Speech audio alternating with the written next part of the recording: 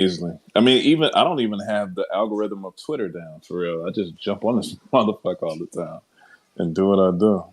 But I agree with you.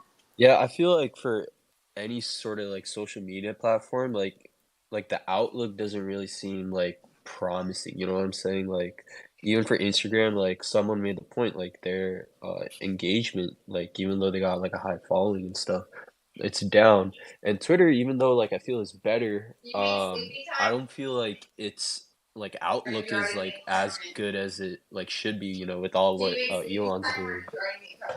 So I we think I talk. remember the specific month. I'll have to go back on my post where I stopped messing with Instagram. I was getting my post was getting like 3,000 likes, and then the next one was like 200. They had did an algorithm change. They announced it. Something changed in the algorithm, and it was significant. They were putting stuff on the timeline or whatever they call it over there, the reel, that I just didn't people I didn't know. They were pushing people I had no idea who they were, and my friends and people in my life weren't seeing my post. The algorithm changed like maybe 2019, 2020 maybe.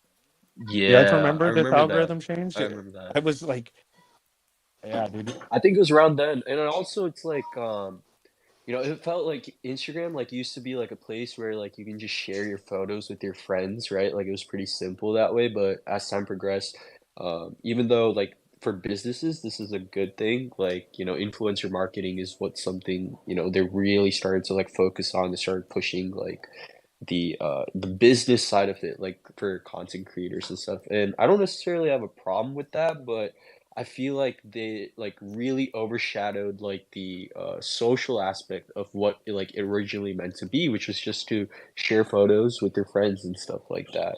So, Yeah, I agree. but at the end of the day, like that's the money maker, right? Like for Meta, like that's what's gonna make the money. That's gonna what's gonna push views, and the rest of us who are like actually using it for connecting with our like friends and family are a bit like pushed behind. So that's why the outlook doesn't really seem promising, especially you know when you're doing like engagement tactics and stuff like that.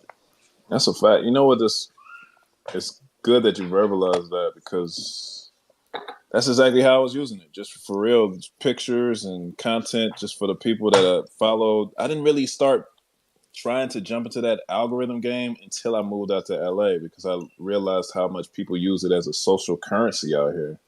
Like it was how you got your way into doing things in real life. It Hmm. was like, oh, what's your Instagram about? And I knew that was a thing, but I didn't really put energy into it until I got here. And I was like, fuck, I really got to do this now. So, and I started to. And then once Meta started coming out with their own metaverse and that shit started tanking, they started looking at Instagram to create more revenue for them. And they, like Compound said, was pushing other people and became a big ass shit show. Yeah, I don't know what happened to Facts. the algorithm, and I stopped trying to algorithm hack it. Like Twitter, because I spend so much time here, it's worth me trying to figure out what works and what doesn't. Yeah. But Instagram, I stopped trying to figure out what was working and what doesn't. But yeah, a lot of my time is spent on. That's probably it too, because I just spend more time on Twitter now. I'm not over there posting and engaging and stuff. And just like the Twitter algo, if you're not actively getting involved in it, you're gonna get like not shadow banned, but just not shown as much. You know? The people I want to talk to are here now anyway. Like even the people I was putting pictures up and shit for back then, I don't really even rock with them like that anymore because they don't we don't have the same interests like I did back then, right? Like the people I want to talk to are here. The people, the events, and the things that I want to talk about are on this platform. So makes sense. Um, my Instagram feed was getting too like superficial, right? It was always people flexing a vacation or flexing something or showing off something, and it was all about like what you could flex in that photo. Whereas Twitter, we're all a bunch of cartoon pictures, and you actually have to have like a personality, or I mean, we're kind of flexing PFPs in a way, right? But um, here, you actually have to have some kind of personality to post on Twitter and be out here jumping spaces. Like you got to be a real person. You can't just take some photos. Dude, it really started to get me when they started to make those fake airplanes where you could go take a picture in a private jet. It wasn't even a real jet. And they actually have businesses built around fake flexing photos. You go in and you could take a picture in front of whatever the hell you wanted. And I was just like, what world are we living Yo, in right now, dude? This is crazy. We went to Miami, and there's a shop called Pretty Little Thing, right? And Shauna wanted to go in it, but they don't let you in unless you have 10,000 Instagram followers, and you make a appointment, and they have to verify that you're worthy enough to enter their store. Yo, What? look it up. Go look up Pretty Little Thing or whatever, and there's the guy's on Twitter, dude. He has a shop in Miami, and we were out there, and they don't let hey yo, I let flexed you this twenty have dollars the feeding the whole province with ice cream, and they have a thing called tahoe. It's like a yeah. Wait. tofu I dessert, tried to bro. I flexed that mute this twenty man. It dollars, didn't bro. even let me I don't give mute a him. fuck. He's Everybody buying these cartoon How, PFP. I'm feeding the how can I province, not bro. mute this man? He's he's rug. un What is going? he's unmute He's he's unmutable. This is my unmutable worst nightmare. immutable Unmutable subscribe. immutable lag. What is going? Oh, dude, that's so funny. Save me. What's good, Rupsy? Yo, so all right, I know we got some like great Apple news today, and that's amazing. Take it how you want, but I stumbled across a little Nike Alpha. If anybody is willing to partake in my shenanigans. What kind of question is that, man? If you don't get to talking, Yes, so sir. I don't so I remember like when I first kind of joined the space, it was kind of geared around the crypto dunk genesis, right? Because I'm a sneakerhead, and like Johnny showed me that thing, and I just fell in love, and I was like, oh my god, I got to know about Artifact. And so when I jumped in, a lot of like talk was about the patents that Nike was filing, right? And we were digging pretty deep into the patents. Well, I haven't like I periodically check up on those patents, and I know that like we've seen, and we all, most of us in here own the Lace engine. But have any of you heard about the racing engine that Nike just put a patent on? are you rugged? Or are you is this a rug pull, or are we talking real No. information here? So if you go Yes, with on it. Google Patents and you search Nike, there's a patent on there, and I can share the screenshots on here. It's called the racing engine.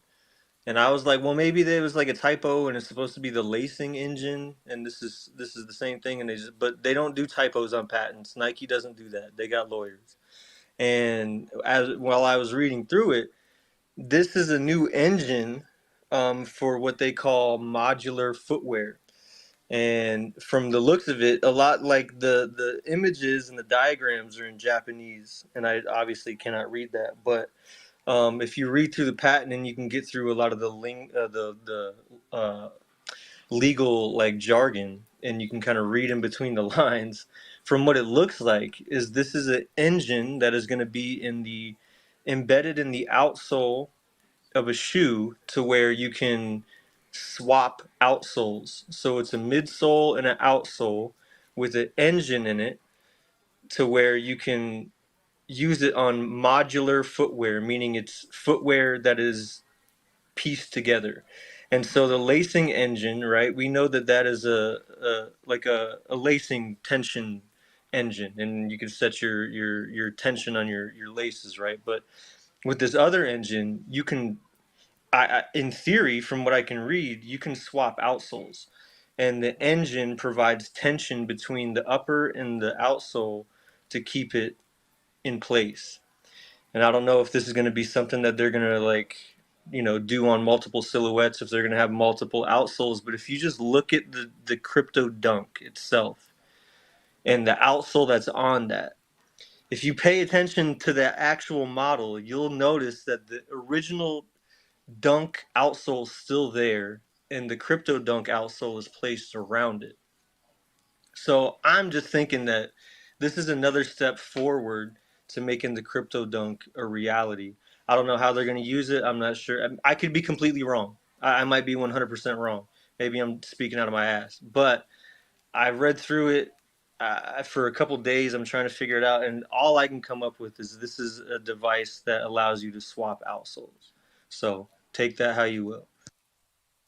Yo, that was some real alpha. You might be speaking out of your ass, but we like the ass chatter around here. Pause. What when is the date that they put the patent in Oh, let, for? let me look right now. I'll look real quick. I'll share some screenshots in the comments as well. Sole That's at nuts. like the bottom, or like where your feet goes. You know what I mean? Or what do you mean by sole? Sole is usually the outside of the shoe, the bottom of the shoe. What's the Outside. traction? That'll be interesting though, right? If like, because I have plantar fasciitis, so like if you could like somehow, I don't know, like technology match with your feet somehow, and just mold with your feet, that'll be dope. No, he's stupid though. Buckets, what's good, bro? Yo, I just wanted to say that I'm extremely excited for the future of Artifact. Always imagined to become a reality. So let's go, baby. Yee, man. Appreciate you, Buckets. You already know what it is. The whole time I was watching the Apple thing, I'm like, which project is currently already ready to rock when these things drop, and which projects are gonna have to do a little catching up, which is very, very possible. Like, um, creating 3D files is something that should be already be worked on, like being worked on by most of the major projects. But the whole time I was thinking of all the AR and VR capabilities of these assets that Artifact have already dropped, and all these creators are already playing with. Man, imagine how many people are running to create these 3D assets after this video dropped today.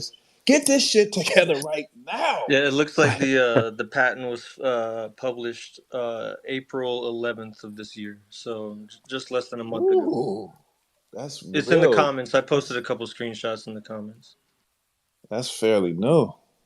That might, you know what? That might be gold. You stumbled across from Upsy. We appreciate that, man. Because think about it, the evolution of a sneaker, even with the patents that they came out with before. Remember, they said you could quote unquote breed a sneaker, and that's similar to what they're talking about with the evolution of the crypto dunk. Is breeding sneakers. You put a skin vial into it or multiple into it, and it comes out a different evolution. That's a breeding of a Yeah, sort. and I mean, if they can, it's all about how do you secure it and make it durable, right? So the whole outsole issue has been an ongoing issue in the sneaker world forever. Like, first of all, you cannot paint an outsole, and I'm a customizer. You can't do it. It's rubber. It comes right off. There's no way to do it, and it's really hard to swap outsoles. And so if you're going to go from different terrains or different climates and you need a different outsole, or maybe you just want to have a different look, this kind of solves all that. And the thing that I keep going back when I read the patent, the thing that keeps sticking out in my mind is the name modular footwear. I think Mm. that in itself is a game changer, because that just tells me that this is an evolutionary type of footwear. If they want it to be, they can make that how they want it to be. However they want to play that is how they can do it. And modular footwear, to me, and looking at the other patents, if you look, like Clegg shared a while back, the evolution of the demon crypto dunk, right? It started Mhm. as the one that you kind of see on OpenSea when you insert your vial, and then stage two evolves into something different. And stage three is like this crazy out of this world sneaker.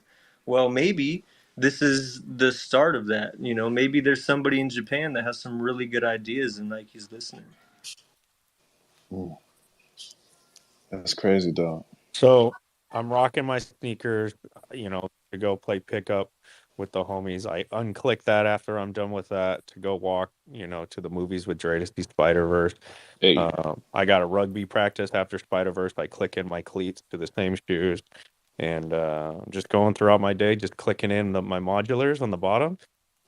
Let's Yo, the possibilities are endless, dude. You can throw on some ice skates on the bottom of my freaking Jordans, and we rocking. You know what I'm saying? Anything you want, click in. Dude, Comp would I have wonder tap what. shoes, bro. I could just see you tapping, dude. Like you just clicking away, walking down the street, dancing in the rain, bro. I could see it. Hold on, let me lock in my roller skates real quick into my Jordan ones. I gotta get to work. You know. dancing in the rain. What's good, Hyperreal?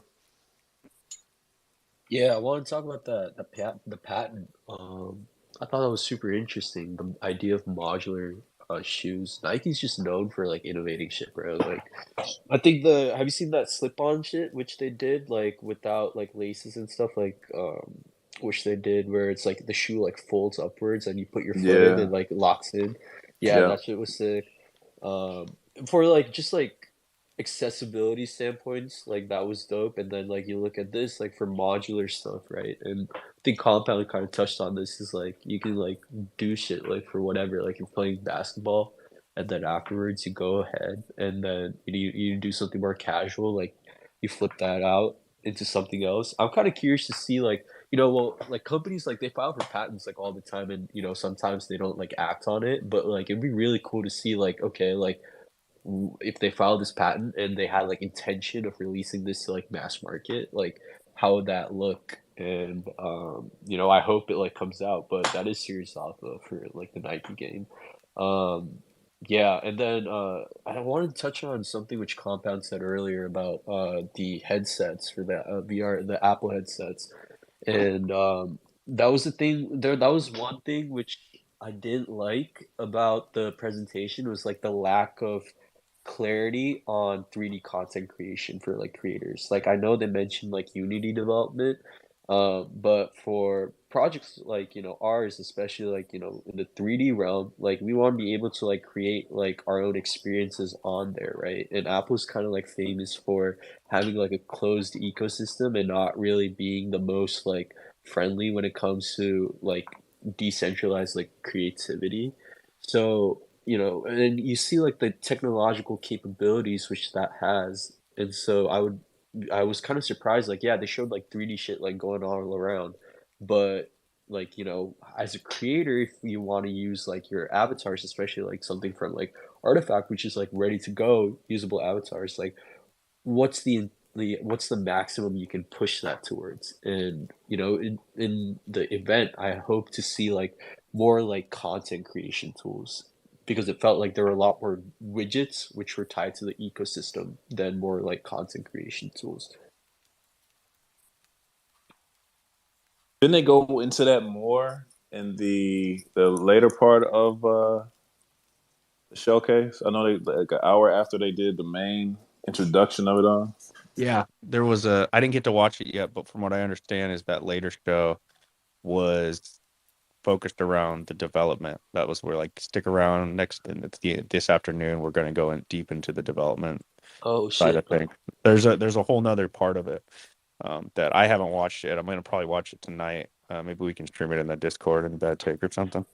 Yeah, definitely gotta check that out then, because there's so much potential for like 3D content creation. Like if they're like the way they're marketing it is like so high quality, like they just took like whatever Zuckerberg had like in terms of his like 3D assets which are showcased, and like completely like obliterated it. And I'm just interested to see like how, you know, especially like creators in the NFT realm who are like developing in 3D, like what they're able to accomplish with that. Um, I'm seeing a lot of like I just shared one. Let me share it. A lot of firsthand accounts of the people who were at the event. They got to try them. They got to test them out. They each got like 30-minute sessions, and it's kind of cool reading all their firsthand events. Like this guy says that after using it, like iPhones, Macs, and everything else he's used by Apple feels a little dated. Like once you get the feel for it and understand how immersed you can be in it, Yeah. holding his iPhone felt like he was just holding something that felt a little dated at this point. I was like, "What? You're Damn. already feeling that way after 30 minutes? Damn. You're gonna lose your mind in these things, man." I Um, hope it's like sustainable. Like I feel like, it could be a little bit of that newness factor going in, right? Like, you're just so immersed in it for that moment, but like for these types of headsets, for like it to be actually like viable, you got to use it on like a day-to-day basis and like consistently. And it's really cool to go to the event, try it on for 30 minutes and everything like feels brand new, but like how like viable is it going to be for like the long term? And that's what I'm curious to see, like how they're going to push that. Because I have a MetaQuest like 2, and I thought like when I first was like using it, everything was like super dope, but I don't use it on a daily basis. Like I barely open it now. Like I still think the tech's cool. I still think like whatever like is on there is like really interesting, but like I don't know, I just don't need to use it like every day. That's like my personal take. yeah, we'll get to you here in a second. Describe what you're saying is it needs to solve as many problems and fix as many things as just holding this cell phone is in my hand, because this is pretty convenient what I'm doing right here. So for you to be an Facts. everyday user and using it multiple hours a day, it's got to be that good to Yeah. completely change your normal routine as it is now. And maybe we're not there yet. Like I remember I just looked it up. Like when the first iPhone dropped, the number one selling phone at the time was like a Nokia like Square, like that whatever Nokia was popular at the time. And the iPhone didn't take full market share for like 8 years or like five years or something like that. It took them to be the number one selling phone. So um I don't think right off the bat it's gonna be something that everybody had like once and everybody uses every day. But as it gets smaller, lighter, and you're not carrying around a battery in your back pocket, um, it may get there, in the future. Yeah, I mean, it is what it is. I just think it's cool, like to enter the market finally. That's the thing. It's dope. Apple don't enter the market unless it's with a bang, bro. They come in and they're like, we have completely changed. We have invented our own chip for this. We have completely changed everything. You've never seen this. There's nothing in the world that can do this. And then they show you, and it's like, oh, okay. 12 cameras in the front, 6 sensors, including LiDAR, like 10 microphones surrounding the whole thing. Like, what? How do you jam all that shit into one thing? I don't know. Let's go to subscribe, bro. Subscribe's got some alpha for us. I got 3 ideas going on right now. Pokemon is not it. Digimon is it. Like you literally got goggles, put on the head. Every single main character has goggles in Digimon. We got these animists that has eggs to their specific person that matches them. Digimon. I don't know about Pokemon. Two, um, we were talking about the modular stuff. You guys remember when I mentioned the whole racing thing? When I'm like, you put on the shoes instead of running and getting it dirty, you literally put on your VR headset and you can use it like, you're driving a car. Maybe, I don't know, when you think about like clipping on the bottoms, the soles, I think it's too simple to just clip it on. It has to be digital. It has to be something digital about it, kind of like the whole the gear thing. Um, Three, you guys really on Apple? Or I mean, Meta been putting a lot of money into their technology. I think Apple's trying to push it really quickly because when Meta comes out, it's gonna be like a competition. So they want to beat the competition. So I'm not sure about that. I don't know. I don't know about Apple. Let's see what Yo, Meta has. Meta's first boomer off, tech, bro. the thing is that Meta already has their fucking near fucking AR shit already out, bro. So you're wrong. Okay. Second of all, they've been working since the late '90s conceptually. Um, they were going to try something with another company that I'm not going to mention because it doesn't seem like they're in league anymore.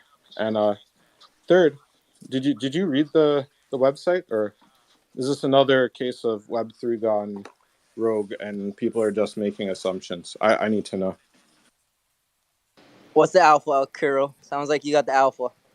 You just go to the website. The website has all the alpha, bro. I have no alpha. I'm an They idiot. they But I released it know like I'm two and a capable. half hours ago. A bunch of information. Yeah, It's there a was lot of videos or info. whatever, but the website's up and Yeah. it's fully done already. I can give a TLDR. Okay. I just watched it because I was working all day, so it wasn't like I could track everything. And thankful to the threads that people were popping up because it was great. But they were saying that what was it? The Mac was for personal computing, iPhone was for mobile computing, and now Vision Pro is for spatial computing. So if you can imagine, we're not tethered to these heavy devices around us, the things that we use to make decisions and communicate, to do things like talk, do work, and all that is really with our eyes, voice, and hands. And so we don't have to actually touch devices to do so. So yeah, it's a device that you wear. It's immersive. It's a screen that has like compound said a lot of different um, cameras, a lot of different microphones and speakers for the spatial audio. But it is like, if you guys remember Minority Report, where Tom Cruise can like pull screens and panels in front of him and slide them across and do all of that.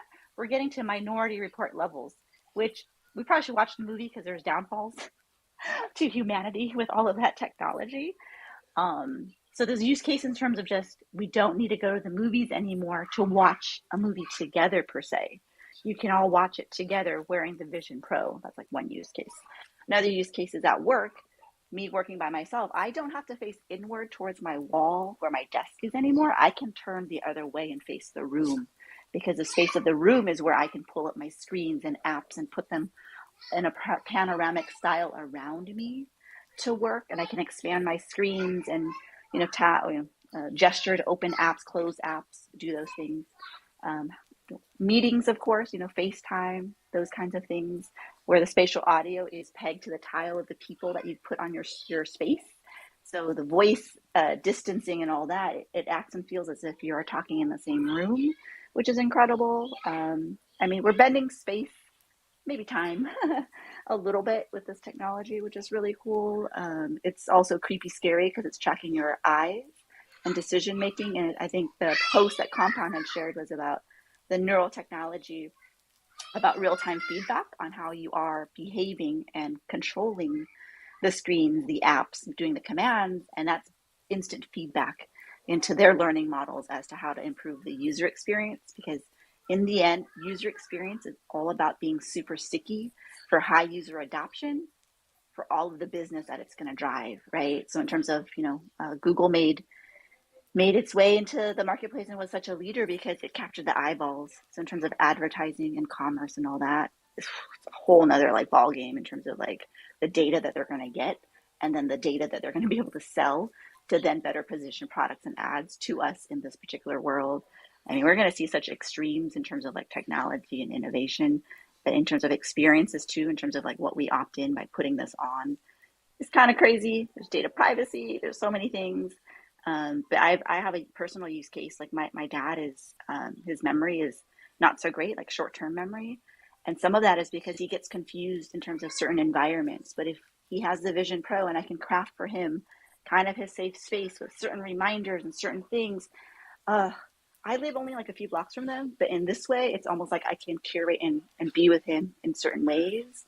That's the use case I'm chasing personally. But I think it's just like groundbreaking, like what you can do.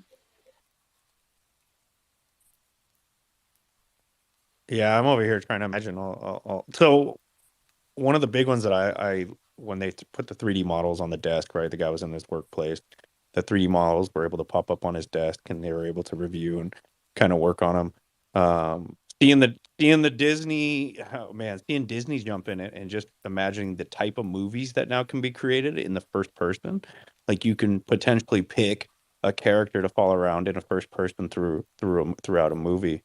There was a kind of a little one that kind of got I said it in the Discord, was when the war movie was playing and they were showing the film from the B-29 bomber gunner position. Like the guy was sitting at the gunner position of the B-29 bomber.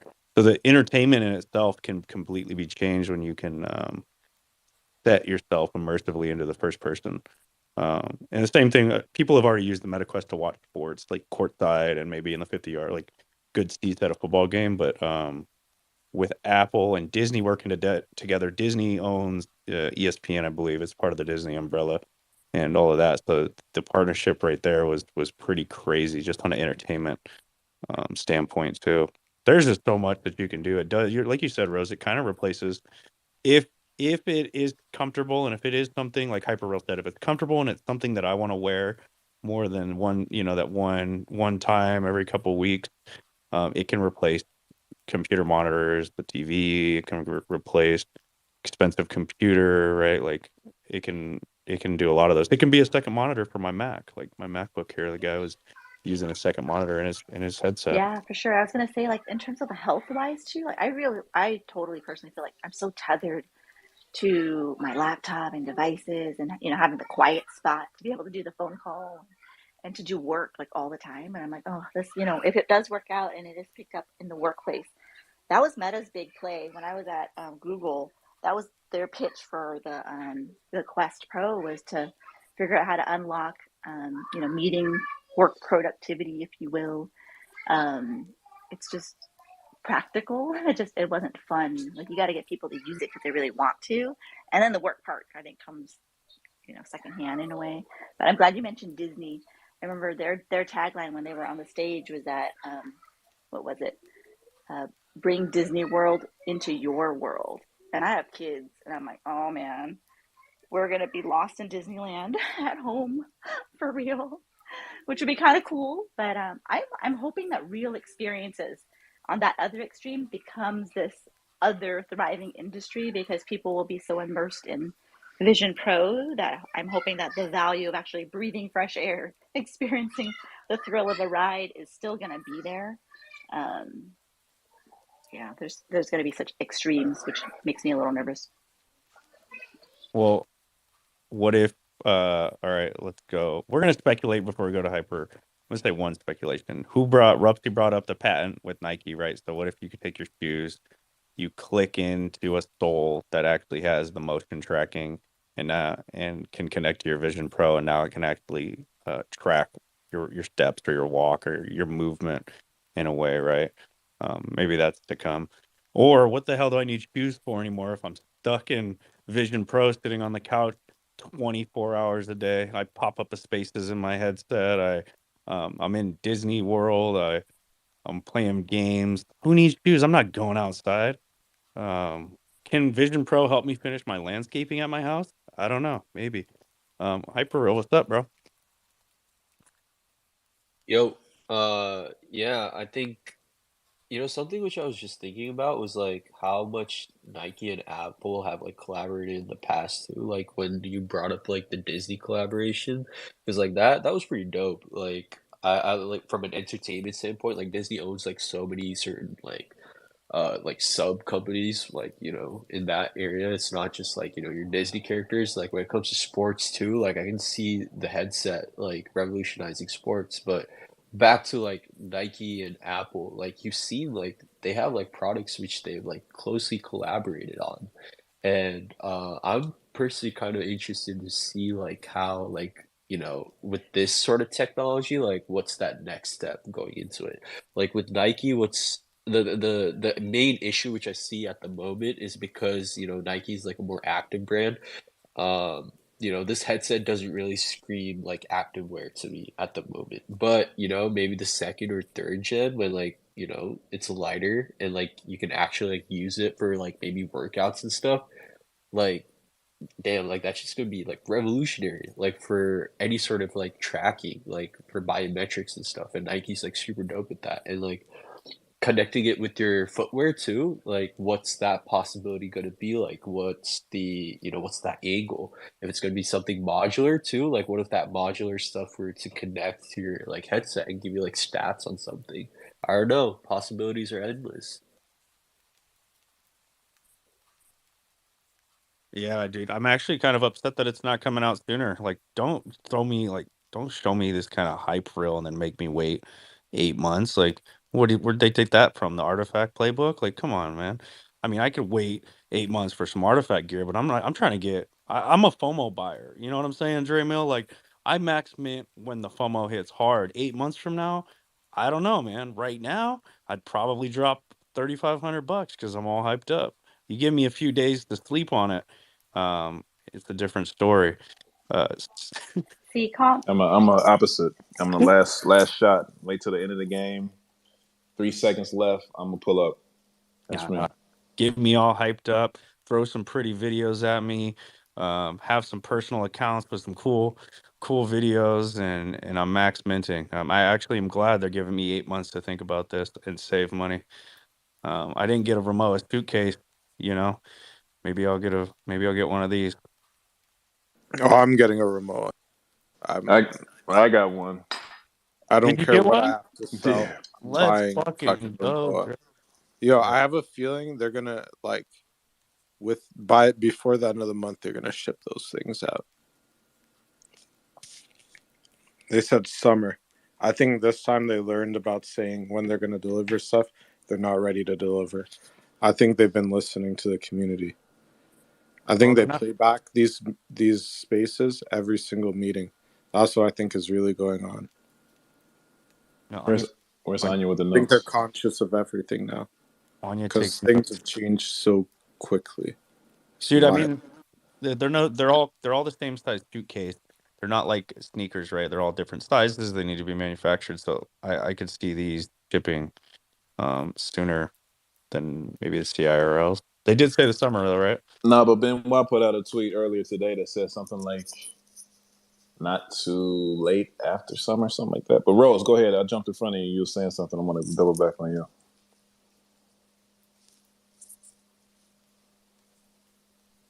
Rose Grail. Yes. You were saying something. I was going to say it's a norm to announce something and then have 6 to 8 months to actually deliver on big, innovative things. So we should be used to it. I think we forgot this Web3 world has messed with our time and expectations. But see if Apple can do it. I think we should give Artifact a little bit of grace when they have to do it. You know, new tech and all. But I'm excited, Dre, that you got the suitcase. That's awesome. Yeah. Had to pull out some fire sales and sell anything that wasn't nailed down. But yeah, I thought about we it too. pulling up. It's a must, man. It's a must. Go for it.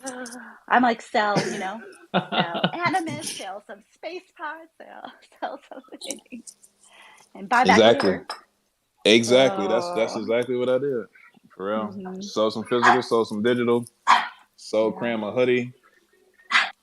Get rid of the double ups, man. I'm a side quest master, bro. That's where my heart lies, in the side quests. Had to do it. I almost got a blue joint, man.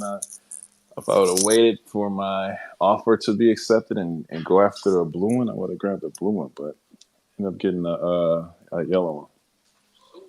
Is it a 1-day extension? It's to the 7th, so it's a 2-day extension till Wednesday. So you got to see. Look at that. I hear it in your voice. 2 more days of torture. Yep. Cook it up, man. You got more than enough time. I waited until yesterday to start really buckling down and selling stuff. So you got time. I know, especially since it's a physical. You know, when you're just buying the JPEG. That's what I'm saying. And you're like, yeah. And then now it's funny how it's like, it's a real big suitcase from a real known brand, and I'm hesitating. Yep. And you could actually utilize it, man. Go for it. I mean, don't get me to talking. Buckets, what's good, man? I'm gonna stop talking because I'm gonna hype it up. Yeah, I actually have a funny story. So, you know, we're talking with a certain IP brand. Let's keep it vague. That wants some of our AR tech to do a collaboration, and they're like, yeah, you know, like we asked them, do you have 3D models? And they were like, you know, we're developing one. They sent us over the one that they're building, and it looks like absolute ass, right? So the funny thing is they're actually asking us to develop a 3D model for them in order for us to incorporate AR to their asset. So they want us basically to create the asset so we could ARify their asset. And it just shows how far, you know, at least in this specific respect, when it comes to, you know, at least the Apple, the Vision Pro, how far ahead the clones are. So, like, you know, things are looking up. One thing that they always said was they created tech, or they created the roadmap, and they know exactly where they want to take things. They're just waiting on technology to catch up. They said that from the very beginning of this project, and so far they've come through with that statement because they've been prepared for every jump that's been made in a technological way. We've been right here just like tapping our watches, looking at them, tapping our feet like, what's up, we waiting on you. So it's dope to be a part of it, and dope to see it happen. And I agree with you. A lot of the other projects, their files, their 3D files, are ass, man. I've seen some ass apes out there. I don't want to go too hard, but them, oh, man. But you know, whatever floats your boat.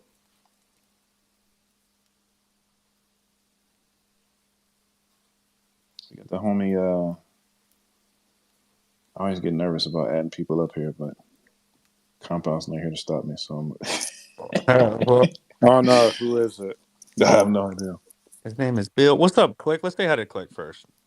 We haven't said hi to everybody up here yet. Click, is this a new orange background, or am I just Hey, Compound, how you doing? Hey, Kiro, Dre, Click, I remember you, bud. How you doing, Bubby? Bill, what's good, bro? What is Oh, we're up? gearing up, y'all. I heard you talking about suitcases and shit. Guys, I'm getting ready to go to the World Series of Poker out in Vegas. Anyone going to be there? What's the dates? When are you going? I'll be headed out on Wednesday, staying through who knows hell when. We might be around the time of who knows hell's when, but definitely won't be out there on Wednesday. Well, I'll be up there Wednesday. I'm be going to the dope store, medical dope. I'll get us medical dope. We don't do any drinking. We don't sleep with any prostitutes. None of that shit's going to be going on under my watch. I run a tight ship. I got a group of young bulls coming, and we're all going to be go playing poker. So, hell, Click, what do you say? You hop a flight out? Click, You in get on there? some of this dope, bro. What are you doing? Bill, It's when is it? medicinal. Next Wednesday to who knows Oh, hell yeah. Oh, when. no, it's next Wednesday, and the World Series of Poker, y'all, has already started. It goes for quite some time out there. At the same time, the Win, the Golden Nugget are going to be holding a tournament series. We got a lot of good stuff. I set my Tinder settings out there to Vegas and getting matched with a lot of women of the night, which I'm thoroughly against, but it is encouraging to see that it's such a lively city. Women of the night, the night walkers. They out there, bro. Oh, they're out Especially there heavy. you got the dope, man. You They got that hit the night. medical dope. You got a sack full of medical dope in your pocket, a wad full of money in your back pocket. You should probably have a condom in your other pocket too. Just saying. The women of the night, bro. They can smell it in the streets, Oh, bro. you can smell them in the streets, and you hope you smell them in the Oh, sheets. Bill said we run a tight ship. We go out there, we play poker. We don't do none of them shenanigans. I respect that, Bill. You go. He's a man about his money. Well, look, there ain't nothing worse than sitting there after a night of whoring and waking up and going and playing a poker tournament the next morning and sitting there with a whole bunch of boys at the poker table drinking a beer. Next thing you know, you have an itch. You have an itch that you can't relieve, and so you have to take a break in the middle of the tournament. You're in the stall at the tournament Oh checking my for god. lesions. You're checking for lesions. You're looking for little bugs crawling. You don't want that, guys. We don't want that. We run a tight ship. We you know, they say boxers, MMA fighters. They don't make love up to a month before they fight, and so that's Yeah. kind of what we've been doing with poker. Keep that Hey mental Bill, clarity, man.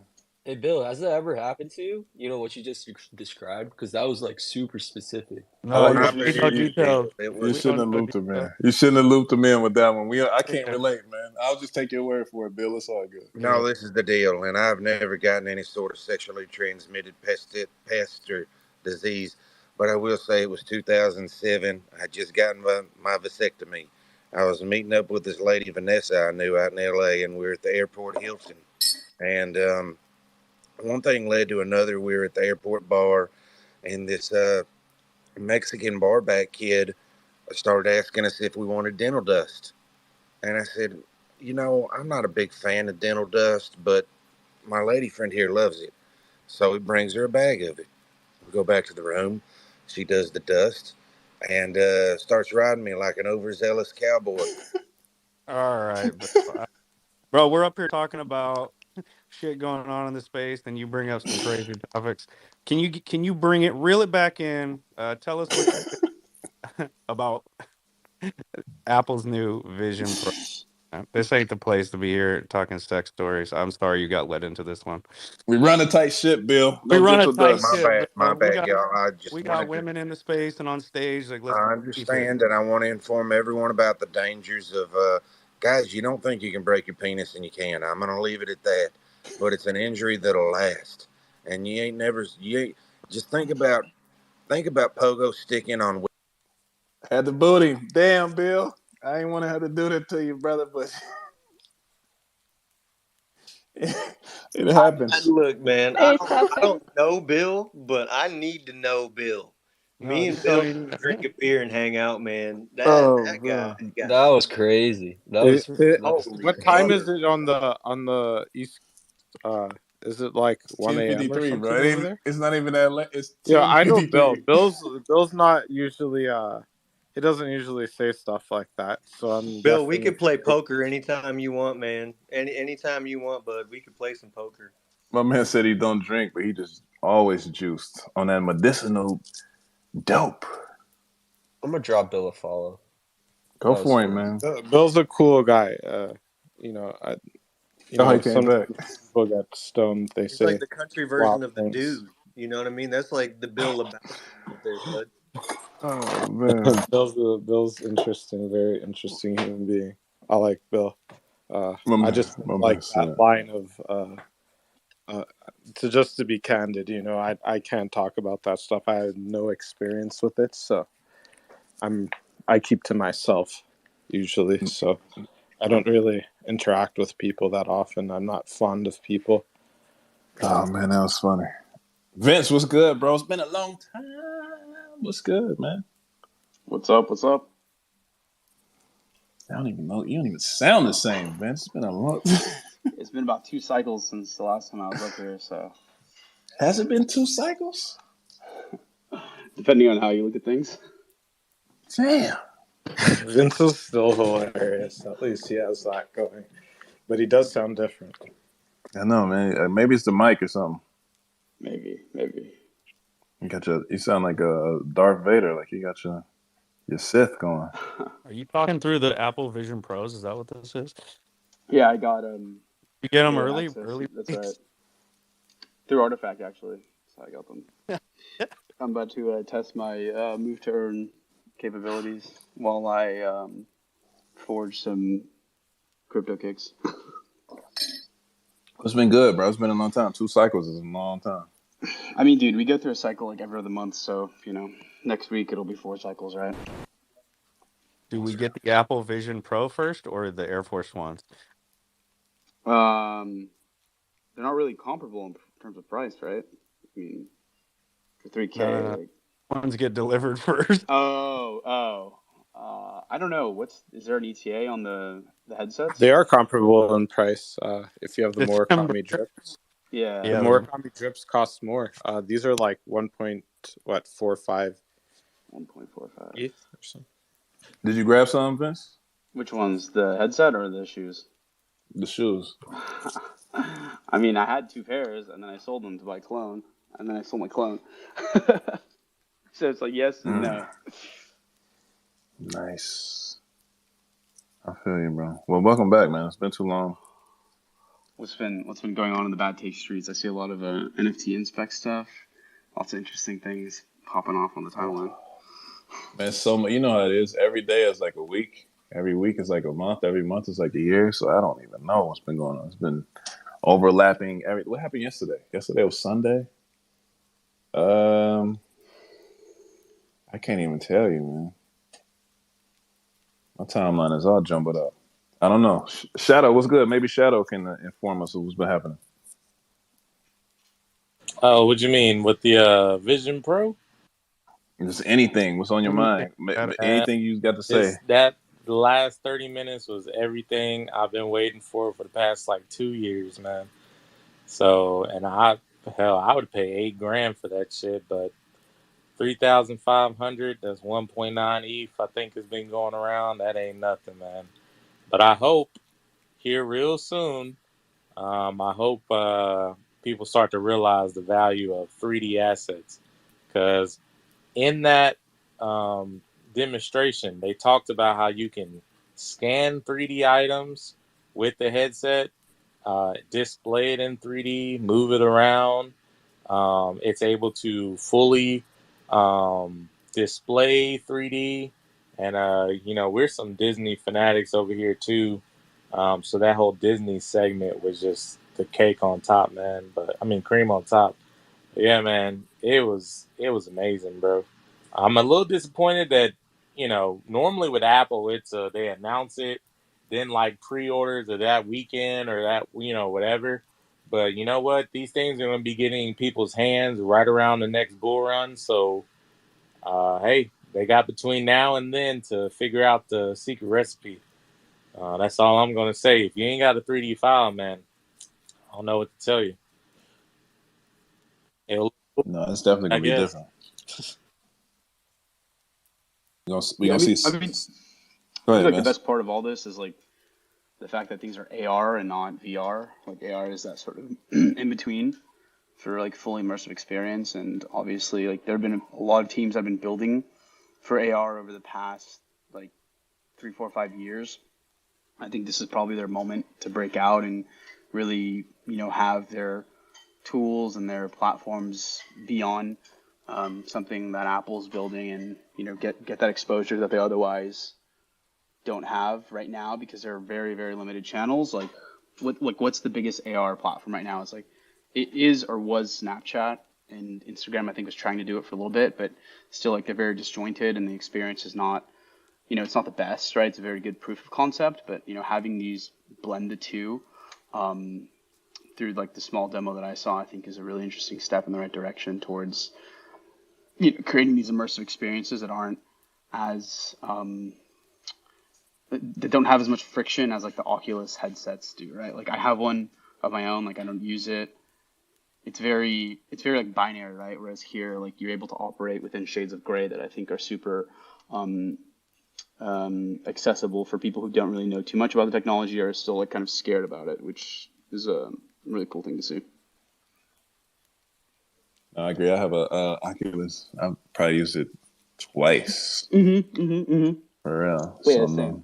It's gonna be a different world. Like I said this before, creating the culture to tie along with the product is how you get down, because people will want to have it. They want to be a part of it, even if they don't fully even understand it or truly even want it. They just want to be a part of the culture and be able to say that they got it and be able to showcase that they have it. Just like walking around with a Benz on your face for a lot of people. So yeah, it's gonna be interesting to see how everything turns out. There was that one section I rewatched it, Dre. The guy's title was like human.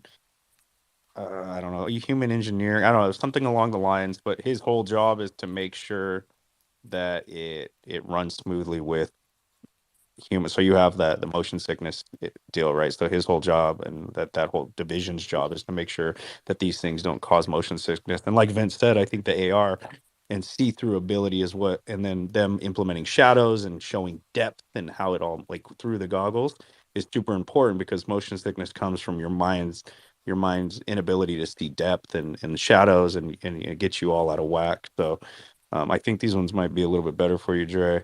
I'm not telling you to spend $3,500, but I already know you're going to max mint these things. Oh yeah. Yeah, we need more human engineers in the crypto space, like that are focused on things like that, because the fact that like account extraction has taken this long to come about on like a real scale is really, really annoying. But yeah, obviously like Apple is like the user experience company, right? So if crypto can take some lessons from there, that would be great, because AR I think is really that bridge to gap to the next step, right? And we'll probably be working and experiencing AR probably for the next 15 to 20 years before a real VR platform comes out. It's probably like 1/10 or 1/20th of the size that, you can then sort of really be interested in this like truly immersive technology. And that'll have obviously its challenges and pitfalls as that emerges as well. Now, this is gonna be it. This is gonna be even more so of an onboarding opportunity for people who are a part of this sector and who understand what's going on here. Just to be able to see other people walking around. If you look up and I'm walking around with a clone head and Murakami socks and drips on in real life. What the fuck? How did you? And it's all about building that awareness and that hype. So we'll be full circle with everything with that. Nome, what's cracking? How are you? Hey, sup guys? Doing good, like it's was really inspiring presentation. I found a lot of like things that I envisioned myself as an artist and designer, and like for me really cool to see the like my imagination can go beyond, and I can build really cool spaces inside the real space and like merge digital reality with physical. That was really amazing to me. Uh, I like I can pin a couple of things that like I like mostly. I think this one, like what I pinned, would allow people to create some, like exhibitions and experiences when you go into the space and you like fully into the space, but at the same time you can like open because they have this transparency feature where you can like exclude the background or include the background. So those experiences would be really interesting when you know, like, go into the space and then you're excluding everything and you see and look around. Like for me as an artist, it gives a lot of like uh, broadening my uh, really pattern, how I can build the products, how I can envision the space. It's really interesting, and like it will open also like possibilities for interior designers to like create the space inside your space. So I think it's really cool tech. Not sure when it's gonna be really fully on because right now it feels like, they're gonna like do it step by step until they reach the point when everyone can afford it because right now it would be really exclusive. I really like those also 3D pieces can be, uh, set in the space and maybe like we can, for me as a designer, it's really amazing to see, like the physical object already and play on top of it. So I don't know, it's really cool feature. I have little like concerns about privacy because they're gonna scan our eyes and like put all the data into iCloud. Uh, yeah, I have about like if you're interested, I can pin to the top as well the like overview about privacy. So there was a whole, yeah, throw the privacy overview up there because I want to read what you got. But there was a section, at least on the video, that said the iris scan is saved on the device level only.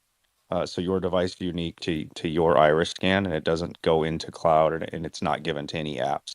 So they were really specific to say that on there. But if you have some more details on that, I'd love to read it further because that was one of my big concerns too. And they also don't give your eye tracking data to apps as well, I guess, unless you opt in to that app specifically, getting like where you're looking, because then they could throw targeted ads at you where people are most likely to look, maybe on their web pages or within their apps, and they don't give that data to the apps. I guess, off the bat, maybe you can opt into that kind of stuff, but yeah, please share what you got. Yeah, so how they're saying that really like your private keys are your like scanned eyes and maybe your scanned fingers as well. So, and those would be like the keys to your reality that's on your phone. And like as soon as you transition this data, they don't catch the data inside like in the transition, but when it goes to a different phone, on this phone like the person can see that, so it's like they call it end-to-end encryption, so in between no one can catch it, but since it's on your phone you have an access to that.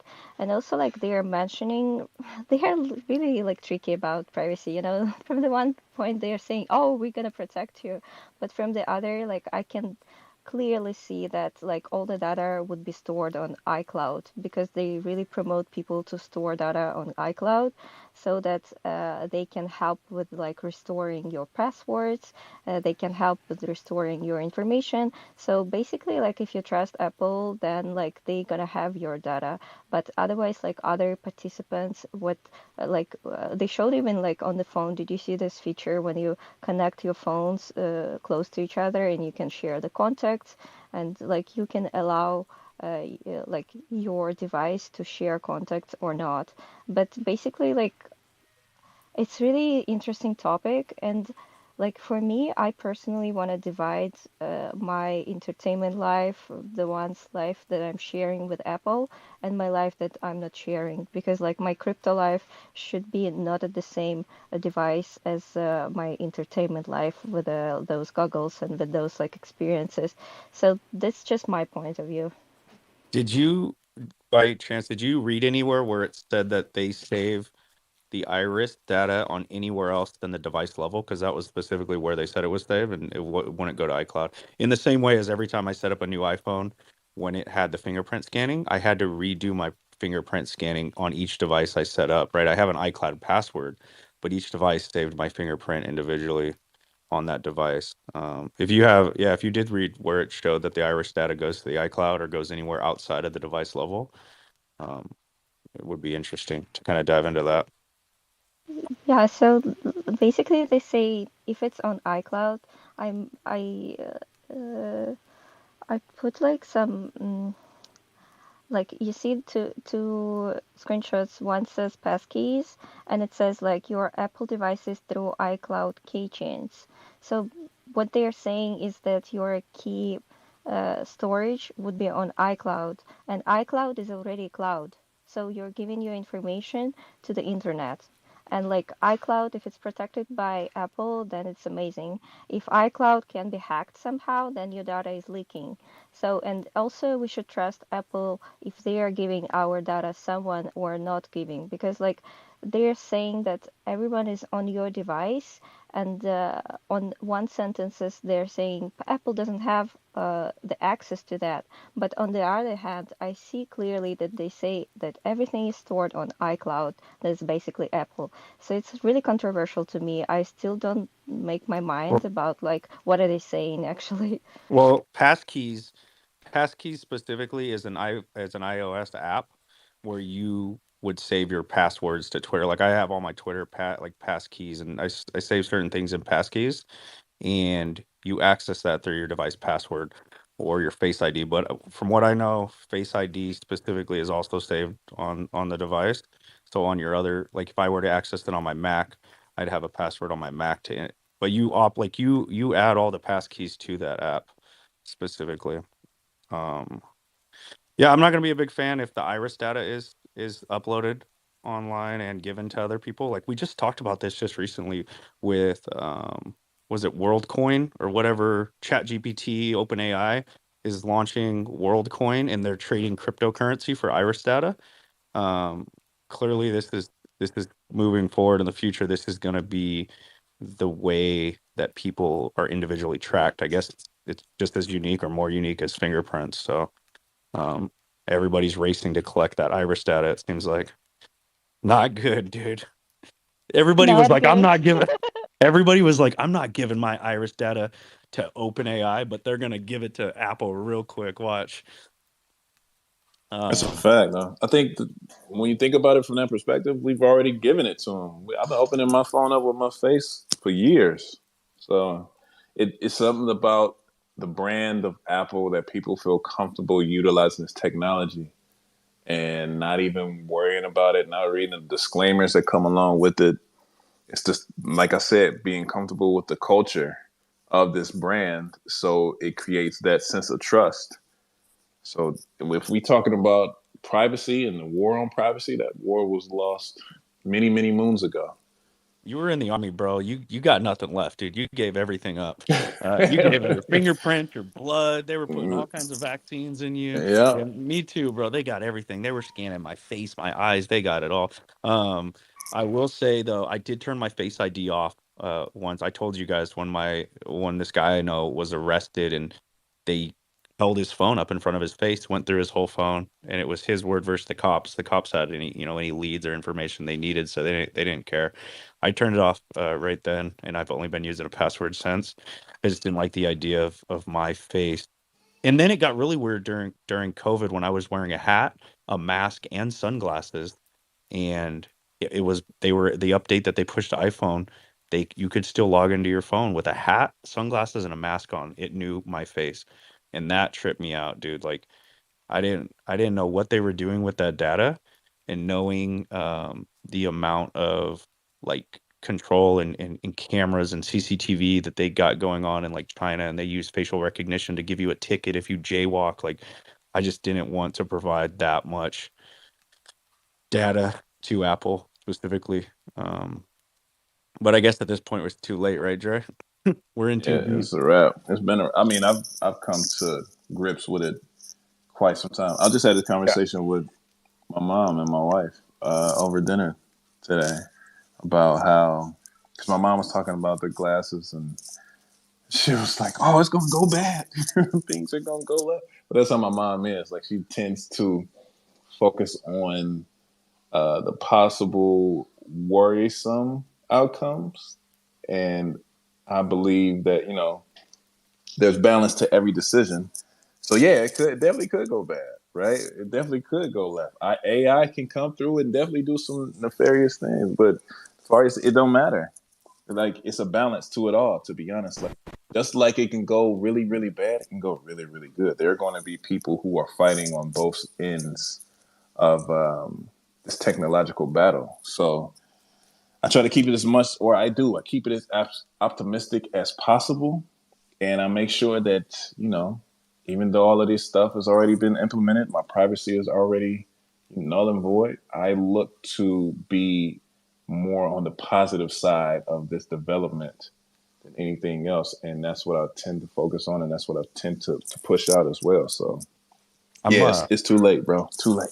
I'm on a monologue tonight. Got Shadow Kiro. I feel so rude. I'm sorry. Let me say one more thing in terms of Apple and always kind of being protective of user data. I recall, and someone can tell me if they've heard of any other cases. I recall a mass shooting event or there was a bomber who had an iPhone, one of the two. I think it was the Orlando bomber. He had an iPhone, and the FBI had requested Apple crack it for him. Was the California shooting? Sean says it's California shooting. FBI requested Apple to crack it for them, and they refused. They said they don't access users' phones. They don't crack it for them. So the FBI had to do it in house. Apple turned down like a mass shooting event iPhone crack just because they don't crack iPhones. So that I don't know if they've if you guys have heard of anything recently where they've like opened iPhones for people, but that was the last one I recall where they took a stand. I remember that too, and I kind of appreciate that they didn't. I can see both ends of it, but at least they're staying true to what they advertised to be. I got to say something too before we start adding hands. Like, dude, Bill came in here and said some disrespectful stuff and offended one I know for sure of the women who frequently sit up here with us and have these discussions. And I have to say that it was my fault for me allowing him to come up because I did ask to give him an approval to get up here. So from this time forward, I got to put this out there just to put the disclaimer out there. Anyone who comes up and has any type of disrespectful verbiage or words towards anyone, whether that's ethnicity or gender, whatever, I'm just going to boot you. It's no more. We keep coming across these situations where people just trying to use their freedom of speech in such derogatory ways. And I can respect people having their own mind and being who they are as individuals, but we're going to keep it respectful in these walls. So from this day forward, man, you come up here, you talking greasy, you're getting booted. It's that simple. I even had to mute him and say, "Look, get on track. We're talking about Apple. Get back into it." And he went right back into the shit. I'm like, "Are you kidding me, Dre? Dre, you booted him at the right time." Yeah, it's going left. Here's It's going the real left. message: is if y'all want to talk, you can talk about anything. You got freedom of speech in this world, but not on our fucking stage. You can go start your own space and call out people and talk shit to people and do whatever you want when you're hosting your own space or during your own spaces. That's the way I see it. 100%. So I apologize, Rose, if you're out there listening into the Twitter 3 webs. That's my bad, and I own up to it, and I'll make sure it doesn't happen again under my watch.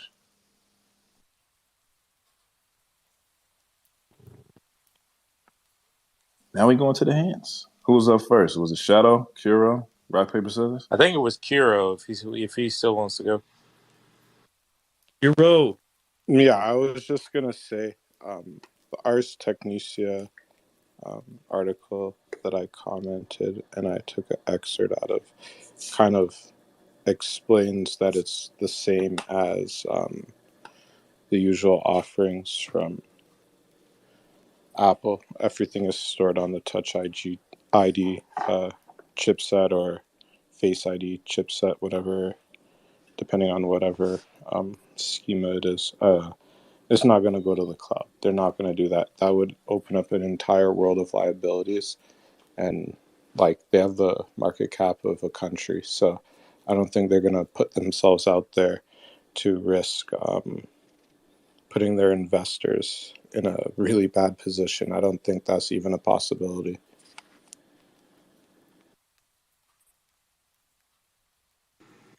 Yeah, that's what I was trying to say is that at least in the video, all that iris data is saved like on that specific chipset on the device. I've never worried about Apple, man. I don't use my Face ID anymore, and it's not because of Apple. It's because of potentially what others could do if they got my phone, right? Or if I was sleeping and somebody put their phone in front of my face. But specifically, my friend getting the cops, like they completely invaded his privacy, took his photos. They were screenshotting all his text. They took pictures of all his text messages, all his photos. And whether he had anything incriminating or not, he said it was the biggest like abuse of power and intrusion into his privacy that he's ever experienced. And I was just like, yeah, well, I can type a password in from now on. That's too easy. Not that I do anything illegal, guys. I swear. Yeah, I've pretty much just kind of given up. I love technology too much, and I know what I'm getting into with these Alexas and Google Homes and smart TVs with cameras. Like, why does he even need a camera? But whatever. You know, they even got freaking microphones on washing machines now. So I'm just too involved with technology. I've just, make sure see phrases. And me and my wife, we have this we use just kind of like sign language, our own sign language, when we're talking about crypto or wallets or keys, things like that, because you just never know who's listening or whatever. Like, I don't, I try not to even talk out loud even when I'm by myself, and that might be a little paranoia to some people, but for me, I'm just kind of like, it's just best to just play it safe. But yeah, I definitely appreciate that they are not uploading the iris to the cloud. But to just kind of like preach a little bit, man, on like kind of what Apple did today, and I knew that they were going to knock it out the park. We have a guy that joins our spaces quite frequently, and he basically his name is Trevor, and he is a digital designer for the Todd McFarlane uh, uh, NFT platform. So Todd McFarlane, the comic book, the famous comic book person, and he's the creator of Spawn, if you know that character. He has his own NFT platform. You own your own keys, all that good stuff. But right now, they're only on desktop and on MacBook. And the reason why they don't have an app yet is because it takes a lot of power to view their NFTs, and like all its glory. Like it takes a lot of processing power. So you kind of need the newest processor, graphics card, all that stuff just to render Todd McFarlane's NFTs. So in my opinion, they haven't popped off that much because it's not easily accessible, and they're kind of targeting digital collectible collectors like Web 2.5, and people just kind of aren't getting it. But the number one thing that he said, because we were all talking about it on stage today, he said, man, I am so excited to get my hands on what do they call it, Vision iOS, or their iOS they're making, so that they can develop a way for people to view their Todd McFarlane NFTs in all its glory in a AR virtual space. And I was asking him, I was like, yeah, man, like, speak on that. And he spoke on like kind of what he's excited about. He was explaining like, what he loved about the headset, kind of like the things he's kind of interested in. He loves that they went with hand gestures and that they didn't go with like a remote control, and that it seems like it's going to have so much tracking built in. And some of the things that we were comparing it to, I wasn't actually really surprised by the price, because the HoloLens 2 that Microsoft puts out, that's geared towards doctors, people in medical institutions. I've even seen construction workers. They can see like the blueprint of something they're building in AR. But those companies, they buy the HoloLens 2 in like bulk, right? And the power behind the HoloLens 2, I've used it before. It is some really powerful stuff when it comes to their display and their AR and all that cool stuff. So that $3,500 price tag, I was not surprised by, because as long as we get that quality, amazing performance that I've seen in the HoloLens 2 on the Apple side, but Apple's gearing it towards not doctors who are trying to practice doing procedures in AR and needs crisp 4K resolution of what they're doing on a minute level, but you're giving that same power to just a consumer, and for developers to actually build like something amazing. I really hope Artifact is feeling the same way that Trevor did when he saw it for his NFT project, because I can tell you right now, with these things dropping, Probably they say beginning of next year, but I'm seeing this same time next year, so about a year from now. That's going to be right when the bull market is like kicking off, because that'll be after the halving and everything's going good. I will tell you right now, if an NFT company that has 3D files is working on an application, once they get this into developers' hands so that they can build on the OS, I'm telling you guys right now, if Artifact is doing that, or if they work on that, and you can use your Animus eggs and actual, Animus themselves in their full 3D glory, you can, mess around with your CloneX and all your AR NFTs. I'm telling you guys, like the NFT project that does it first, that shows the NFT community what real AR capability is and what metaverse and AR and all that stuff is going to be, man, like I'm telling you, you're going to be on top. Whoever that company is going to be on top.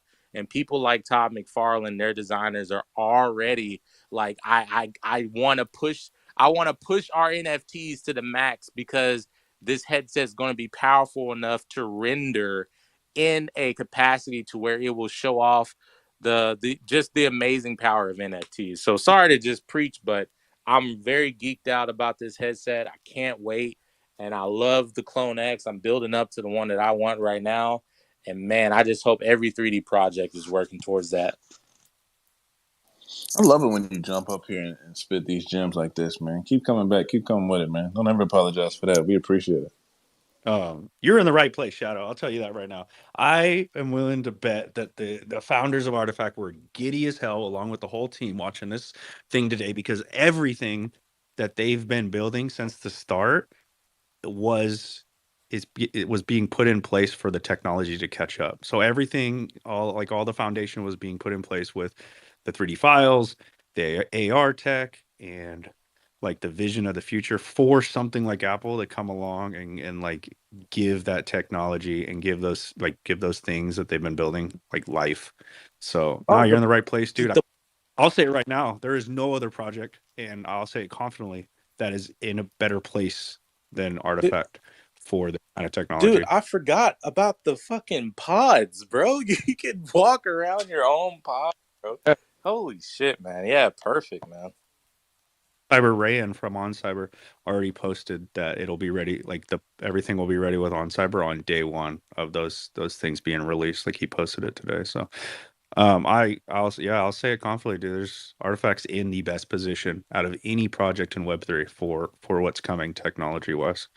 And unless somebody can prove me wrong, shoot me a message, come up, let me know who's got everything in place like Artifact does, 3D file wise, AR tech wise, just the foundation, Anya, hello.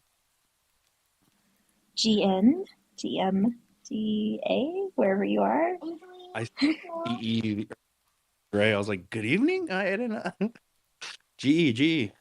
Good everything. Yes. Yeah. I love it. No, yeah, thank you guys for handling the situation with Bill when he came up and everything kind of made Rose feel really uncomfortable. And Rose, I'm sorry that you were put into that situation and everything. We know firsthand that Bad Take is definitely a prime example of a space that is not going to tolerate people being disrespectful to the women in our community and for the women in Web3. And so really grateful that you guys tried to disassemble the behavior that was happening. And, you guys continue to make this a safe place for us. And I'm really grateful for that, because that's one of the reasons that I've really continued to be a part of this, is all of the members of the community, they know what we're about, and they know that that's not behavior that's to be tolerated. And so I'm really grateful for you guys upholding that and continuing that Lime Gang behavior. And thank you so much for doing that. I just wanted to speak to that really quickly and give you guys your flowers for trying to handle that as best as you could in the situation. We appreciate you, Anya. We tried to get him back on course. I muted him and I said, Bill, we're talking about Apple's headset here. You came up talking crazy. Let's get back on track. Goes right back into it. Dre tag teamed in and booted him. So Yeah, guys, this isn't the place to be talking the way that Bill was talking. If you want to hear how he was talking, just go back in the recording and tell Bill to start his own space. You guys, he can chat however he wants. I gotta take responsibility, man, because I was laughing, and me laughing probably egged him on to keep going. So No, yeah, that's what the apology was I think about. it's Well, I was laughing at first. It was fine at first, and then he got he went a little too deep. I think I definitely, when hearing it, it was kind of like a laughter of like, oh, okay, now, like, you know, just rejecting the particular path that it was going down, and that's kind of how I heard it. No, I liked the part where he said he goes to Vegas on business and doesn't go there for anything else, and I thought that was a good point. And then he devolved really deep. So, but either way, Bill can shoot me a message if he's got an issue with it.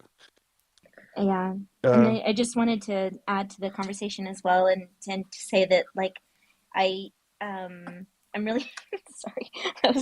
I couldn't see if I had sent it or not, but I was gonna say that some of the interesting points you guys were making with regards to the pods. I think there was a breakdown recently about oh yeah, I did find it. The breakdown of the contract for the pods, I feel like is really relevant here because I think there's some good information, and I posted it into the Bad Take chat. But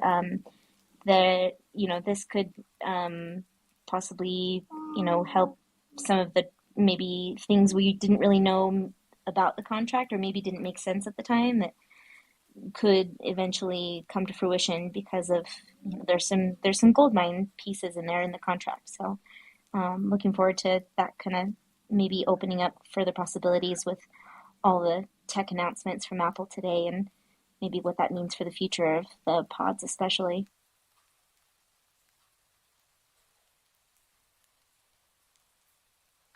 Oh yeah, I want to wait. Did you post at the top? Yeah, Oh, she did. I I'll read through it oh here. yeah.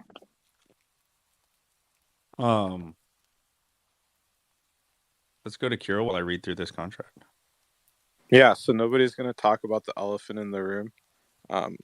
Shit. Artifact made a partnership with the people like Unreal and stuff, and they're going with, guess what? Not Unreal, as their technology partner for game development. So I don't know how that's going to work out, or is it just NVIDIA that the partnership with? I'm pretty unclear. That's what I'm asking. Wait, when was anything Unreal announced? I feel like I'd be on top of that. No, they did have a session with NVIDIA. They were talking about working with NVIDIA on AI tech with CloneX as avatars.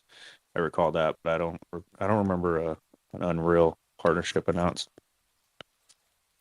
Well, if I miss something, bro, and I'm out here every fucking day. I feel like I don't miss anything, but I could be missing something. Here's a question. They just showed some Unreal Engine clips, right, with that NVIDIA thing. That's why I was wondering, because Apple's never gonna go with. Well, I shouldn't say never, but they're not gonna go with Unreal right now because they have a kind of a sordid history with the whole skin thing for Fortnite, right? So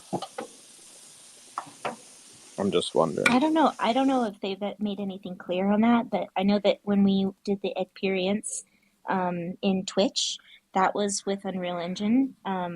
And so I don't know if that was specifically partnering with Unreal, or if there's anything official with that going forward. I'm sure that was something that was used, but I don't know personally. I'm not really sure where that is as an official partnership or anything. So we'll have to see.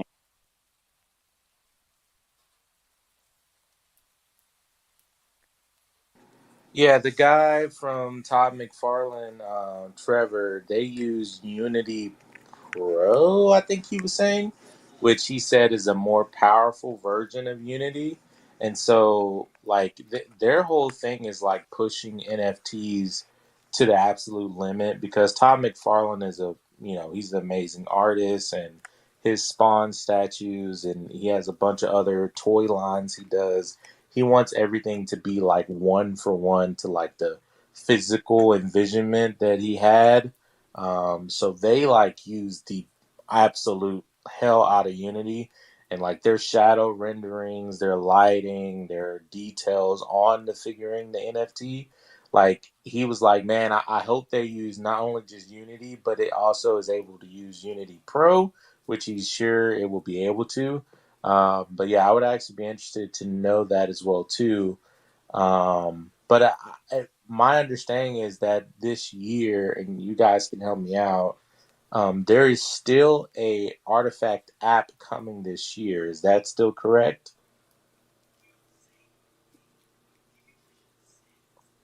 I don't know if it was.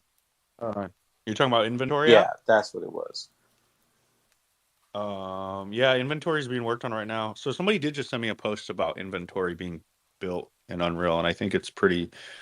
I think it's something that we got to say is at least okay. So I don't know for sure what the partner, like if there's a partnership, but just because they're using a tool like Unreal, just like Blender, doesn't indicate that there's a partnership there. I mean, anybody can use Unreal, anybody can use Blender, anybody can use Adobe Photoshop. I think they're tools that are gonna help in just the development of what they're building. Yeah, but Apple's definitely going to process stuff with Unity a lot faster than they're going to process anything with Unreal, right? And you're going to get an entirely different feature set as well. You're going to be able to deep dive into like the layering stuff and a whole bunch of other things. They're going through that in the technical. When you go into your clone files, I'm pretty sure that the Unity clone the files are in there as well. I think Yeah, they're they in have all the everything. formats. That's why So I was just wondering like how they're going to approach kind of like the future of it, to see whether or not they're actually going to just stick to one thing or they're going to kind of go all out. Well, I've already been seeing. I'm connected through a lot of different NFT channels, just trying to see what people were talking about as far as like this announcement. It kind of seems like every single NFT project was resonating, but most of their minds are on metaverse, metaverse, metaverse. And in my honest opinion, that's skipping a few steps. Because although I think one of its like one of the really cool features is that you can go from AR to immersive VR with just a scroll of a crown. Like that's pretty amazing. I can also see that being implemented in many different things. Like if you were watching the sports um, section when Disney was on stage, first of all, they had the game in the center beneath. They had the winning probability of your team. Then they had, daringly enough, a betting app open on the left hand side, with on the right hand side was like the person's iPhone messaging. So they had like 5 or 6 different applications going at once. And then after a play was made, and the players are like walking, taking a timeout or something, they did an instant replay. In the instant replay, if you go back and watch it, it goes from AR, and it instantly, probably without them even having to change the dial, it goes into AR, and it turns your vision, your room kind of like fades away into just black, and then it shows the court and where the players were, and it replays that back. Now, basically, what Disney's basically trying to say, because I've been keeping up on the Disney side of things with their AR and their metaverse aspirations these past 2 years as well too. Disney, the reason why Disney was on that stage is Disney's in bed with Apple, because what Disney's going to be doing is they're going to be releasing curated uh, what's the right word? They're going to be releasing curated, I guess you could say, events or curated entertainment that is going to be using this AR VR feature. Like, for instance, your kids could be, playing with Mickey Mouse, and he's jumping around the room in AR. And then he like brings them into a storybook. So then it switches into full VR. There's going to be a lot of that aspirations on the Disney side. They're also going to be pushing their Disney Plus really hard, but Disney's been having a team. They unfortunately let go of half of this team when they were doing the layoffs. But for the past year and a half, Disney's been having a team working on metaverses, and I can tell you guys a little bit of a secret because, like I said, I'm a real big geek when it comes to this tech stuff and Disney. So check this out. Pretty much Disney for the past like year and a half has been working on a way to implement bringing the parks to the home, and they kind of alluded to that. Bob Iger, he alluded to that while he was on stage, and basically what he means by that is Disney is going to be bringing a walkthrough of their full-on parks, like one-to-one, where you'll be able to basically, in one day, you'll be able to put on this headset, you'll be able to walk through Disney World. They've also mapped out the different seasons because Disney World changes depending on if you come during Christmas or Halloween or whenever you're coming. They're also going to be reimagining, they call it reimagining the rides. So most of the rides are all thrill based, but they're going to be reimagining the rides to where it is kind of like it's the ride that you know and love, but with an added VR, AR flair to it, or will it be VR because you'll be fully immersed. But yeah, but the crazy part about this whole ambitious project they've been working on is that people have found that this is not going to be like an application where it's like a game and you download it and do whatever, because they're putting in so much work into this. This is actually going to be an event that they're going to sell to you. So it would be like $17 per day that you want to go virtually visit Disney World, right? So you got to think like, where's the money in it for them? Like, how would they get their kickback? That's how they're going to be virtuifying all of these events. You can even probably visit all these different places. And they were waiting for the partner that was actually going to push this stuff to the absolute limit, and that was Apple. Yes, VR has been amazing, but it's been mostly towards gaming. These companies want to sell experiences and events. That's what the Apple AR headset's going to allow them to do. And that is why we're going to see, and I believe if NFT projects are also listening and are aware, which I'm sure they are, this is going to be pushed more and more throughout the upcoming years. And AR, VR is going to be an easier pill to digest than it has been the past 5 to 6 years. But yeah, I kind of got lost in that for a second. But yeah, it's so much shit with this thing. I just needed them to announce it and see it so I can see what's been hinted at and rumored about, and all these companies have been secretly working on for the past however many days. And like Bob Iger said, that some of those things are going to be available day one, and they're going to be announcing it in the future. So it's going to be at their Comic-Con events, at their D23 events. They're going to be releasing that park day virtual stuff. So just be prepared for that in the future. It's going to be kind of crazy. I've never been to any of the lands of Disney, so Disneyland, Disney World. So all of this stuff is going to be brand new to me. So that sounds crazy exciting for real to try out. I'm just this entire world, man. I was thinking about this on the way back from the movies today. It's going to be somebody out there who's like, yo, I remember when I was 10 years old when Apple dropped those Vision goggles, man. Like, it was such a different world back then. Oh my God. Remember when we had to wear goggles to get our VR experience? Now That was crazy. Right. Shadow, I just gotta say, man, you can explain anything you want to me, dude. I love how you depict things and storytell, dude. You got it. I can tell you're excited about this. It got me excited. I didn't know I even needed a virtual Disney ride, but I don't go to Disneyland. I don't like lines, and I don't like a lot of people standing around in lines. So I might check all these rides out through the VR experience. That might be a little bit better option for me. So I Yeah, appreciate you telling me. that and their ESPN too. So get ready for two major things. Disney is going to be pushing sports. They're going to push National Geographic events. And again, I'm using the word events because what people the people understand streaming. You pay for a service, you can watch it as many times as you want. The next term that people are going to get used to here in the near future is events. You're going to pay. I'm pulling numbers out of my ass right now, so just don't, whatever. You're going to pay $10, and you and your family, or however many headsets you have, you'll be able to go on a toured guide in virtual reality with National Geographic through Disney. If you were paying attention, they actually spoke about that during the Disney section. So you'll be with someone, you'll go to the ocean, you'll go to the Mount Everest, and all around you, it'll be a virtual experience.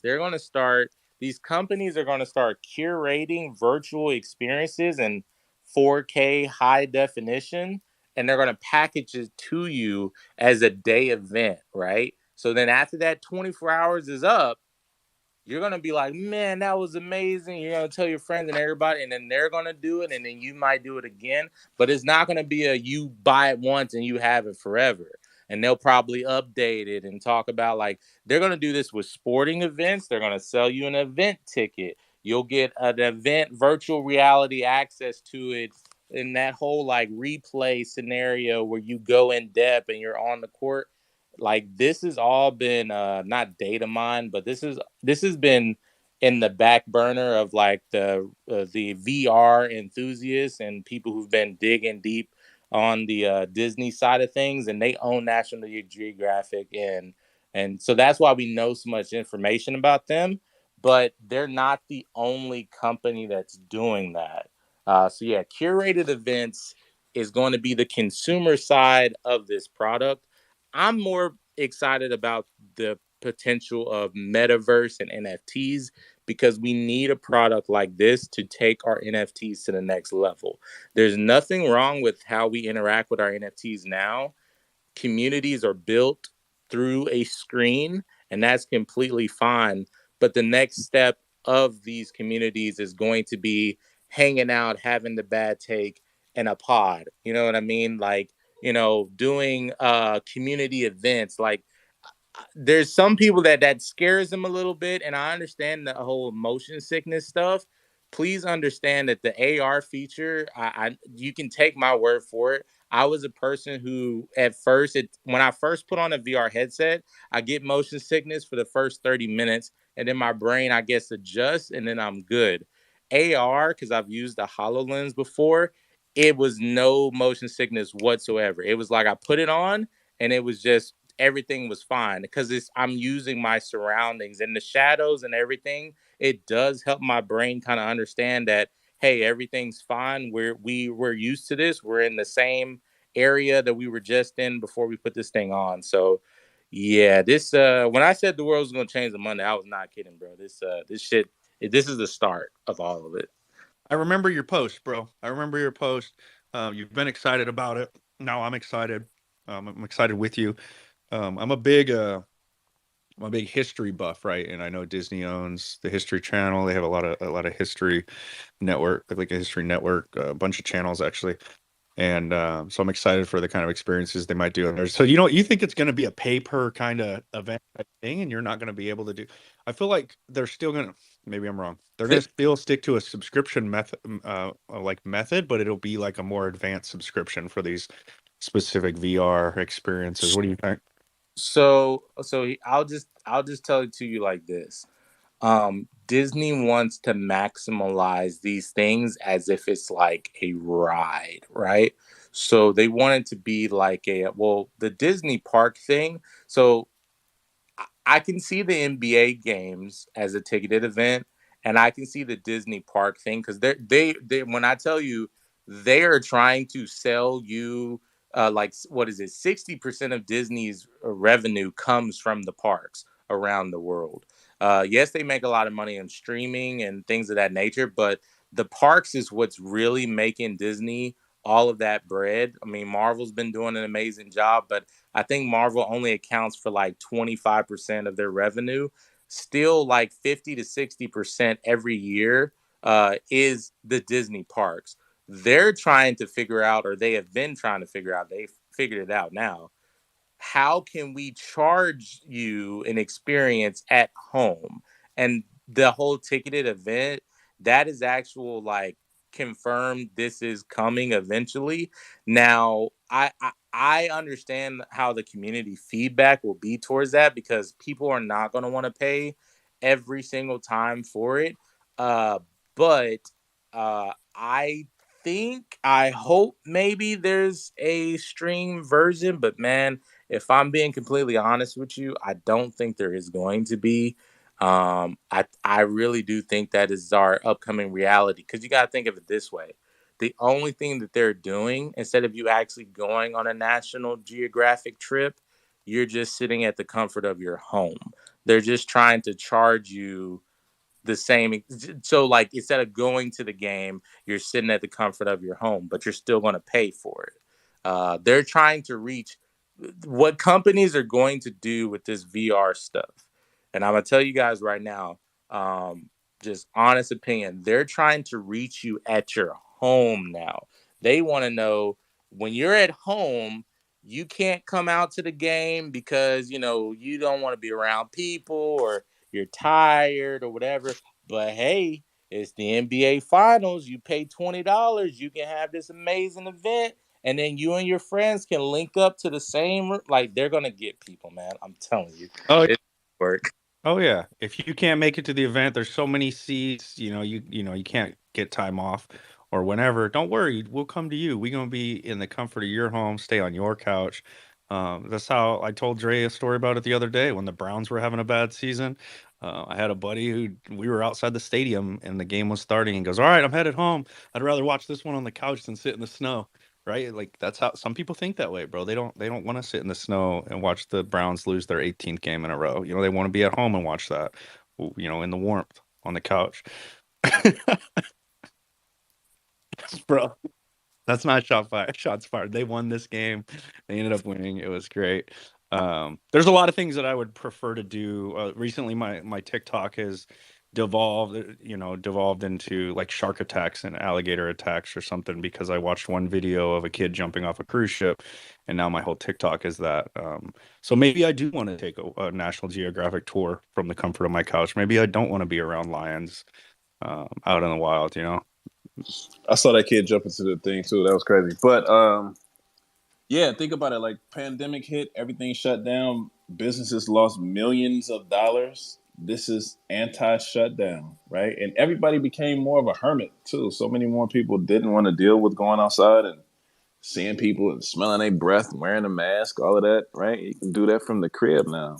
To be able to have everything placed at such a convenient level, to be able to watch NBA Finals and then make a bet on, say, like a play right there from the comfort of your home by pinching your fingers, that's crazy. This is going to be next level stuff. That when I saw, I was like, bro, Apple. I was like, well, I guess Disney. I was like, yo, I paused. I was like, that's a betting app. I was like, bro, y'all are not holding anything back. I mean, it makes sense. They're getting percentages of that too. Why am I slow down? I'm on all the bread, all the loaves I can get in this joint. Dre makes the best point, dude, and it was thank you for that, Dre. Like COVID did take a lot of money from a lot of these big businesses. They didn't have another option. A lot of them just had to shut down. They had no other option to sell to customers. So you are seeing it, right? Like companies are adapting to work from home and finding more collaborative ways for people to stay at home so they can stay afloat. And in the entertainment, theaters are probably going to figure out ways to push movies out through VR and AR experiences. The theme parks, like that's a hell of a point, dude. That they are trying to stay COVID proof in case the government wants to drop another one on us. Yeah. Go ahead, Dre. No, you go. You got it. You go.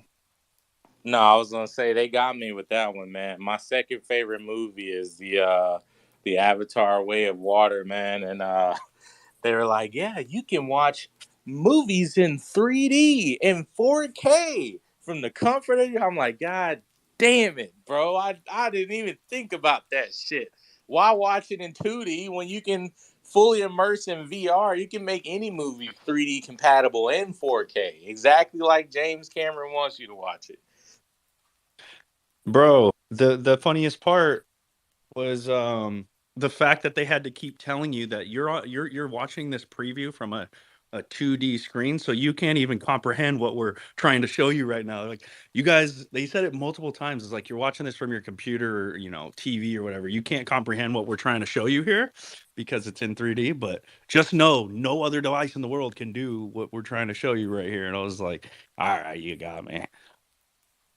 Yeah, and I'll kind of let the conversation go wherever it wants to go after this. But I said a couple of days ago, I've had bets with people, friends, family, things like that, and explained to them, you don't understand. What's going to happen with AR was the same thing that happened when we went from, why do I need a phone in my pocket? We got home phones at home. Why do I need this technology? What I need a touch screen for? We got keypads. What I need the internet on my phone for? We got the internet at home on a computer. Nobody even use the internet. This is the same exact thing. So when I tell you that not too far away, people think it's going to be really far away. It's not. In the next, I would say 10 years, I'll put money on the next 10 years. AR convenience is going to be the next form of entertainment, and it will be almost, it won't replace the cell phone, but it will be almost as important as your cell phone. And people are like, how do you, like, what, how do you, like, how do you get to that point? I'm like, they showed you in the video, they told you, do you want to make your TV as big as you want? And then they show you that it was like a freaking the size of a building. That's how wide they had that TV.